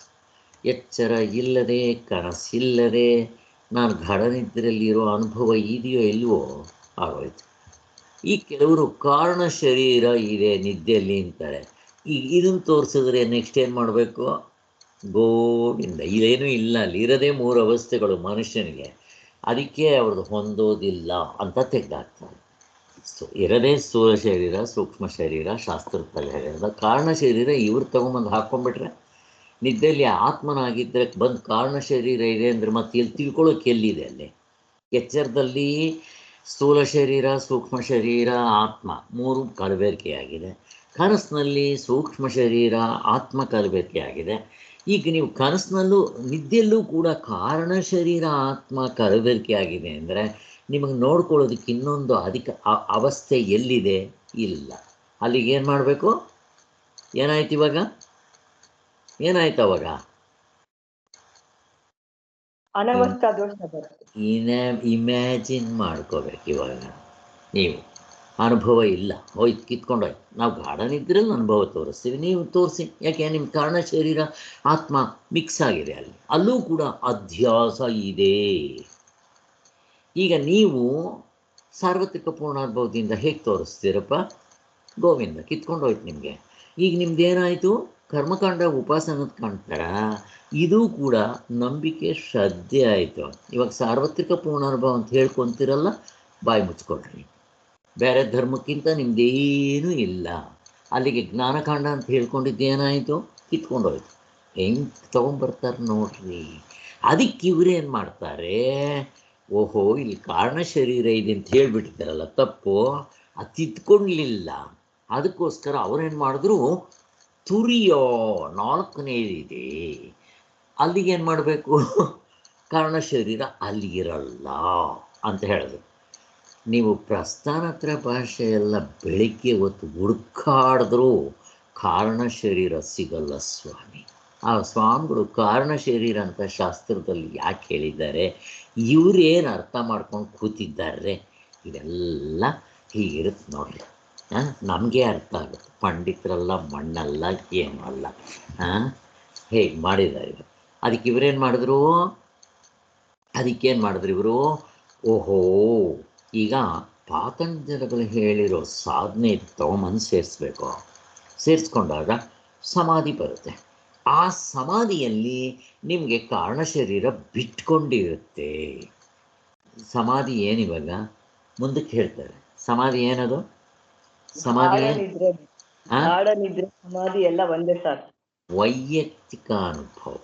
ಮುಂದಕ್ಕೆ ಹೇಳ್ತಾರೆ ವೈಯಕ್ತಿಕ ಅನುಭವ ಆಯಿತು, ನಿಮ್ಮ ಸಾರ್ವತ್ರಿಕ ಅನುಭವ ಕಿತ್ಕೊಂಡೋಯ್ತು, ಹೋಯ್ತು, ಪುಟ್ಕೋಸಿ ಹೋದಂಗೆ ಹೊಟ್ಟೋಯ್ತು, ಬಾಲಂಗೋಸಿ ಹೋದಂಗೆ. ತಿರ್ಗಾ ನಿಮ್ಮದು ವೈಯಕ್ತಿಕ ಅನುಭವ ಆಯಿತು. ನೆಕ್ಸ್ಟ್ ಚಾಪ್ಟರ್ನೆಲ್ಲವೆಲ್ಲ ಆಗಿದೆ, ನಿನ್ನೆ ಆಯಿತು ಅಲ್ವಾ? ವೈಯಕ್ತಿಕ ಅನುಭವಗಳು ಯಾವುದು? ಹೀಗೆ ಭೂಮಿಯಿಂದ ಮೇಲಕ್ಕೆ ಹೋಗೋದು, ಮತ್ತು ಇವತ್ತು ಟೈಮ್ ಇಲ್ಲ, ಅದಿಲ್ಲದೆ ಇವತ್ತೇ ಮಾಡ್ಬೋದಾಗಿತ್ತು. ಇವೆಲ್ಲ ಇರಲಿ ಬಿಟ್ಟರೆ, ಅದು ಬಂದಾಗ ನೋಡೋಣ. ಆದ್ದರಿಂದ ಅವಸ್ಥೆಗಳನ್ನು ನೋಡುವ ದೃಷ್ಟಿಕೋನಗಳು ಇವೆಲ್ಲ. ಶ್ರುತಿಯು ಏವ ಪ್ರಮಾಣಂ ಅನುಭವಶ್ಚ ಮೋಕ್ಷ ಆಲ್ಮೋಸ್ಟ್ ಎಲ್ಲ ಕವರ್ ಮಾಡಿದ್ದೀವಿ. ಇಲ್ಲಿ ಶ್ರುತಿ ಮಾತ್ರವೇ ಪ್ರಮಾಣವಲ್ಲ. ಇಲ್ಲಿ ಪ್ರಶ್ನೆ, ಇಲ್ಲಿ ಶ್ರುತಿ ಮಾತ್ರವೇ ಪ್ರಮಾಣವಲ್ಲ, ಮತ್ತು ಏನೇನು ಪ್ರಮಾಣ ಇಲ್ಲಿ? ಈಗ ಕರ್ಮಕಾಂಡಕ್ಕೂ ಕರ್ಮಕಾಂಡ ಉಪಾಸನ ಕಾಂಡ ಒಂದು, ಜ್ಞಾನಕಾಂಡ ಒಂದು. ಈಗ ಕರ್ಮಕಾಂಡ ಉಪಾಸನ ಕಾಂಡಕ್ಕೆ ಶ್ರುತಿ ಮಾತ್ರವೇ ಪ್ರಮಾಣ, ನಂಬಿಕೆ ಶ್ರದ್ಧೆ ಶ್ರುತಿ ಪ್ರಮಾಣ. ಇಲ್ಲಿಗೆ ಇದಕ್ಕೆ ಬ್ರಹ್ಮ ಜಿಜ್ಞಾಸೆಗೆ ಇನ್ನೇನೇನು ಅದರ ಜೊತೆಗೆ? ಯಾರಾದರೂ?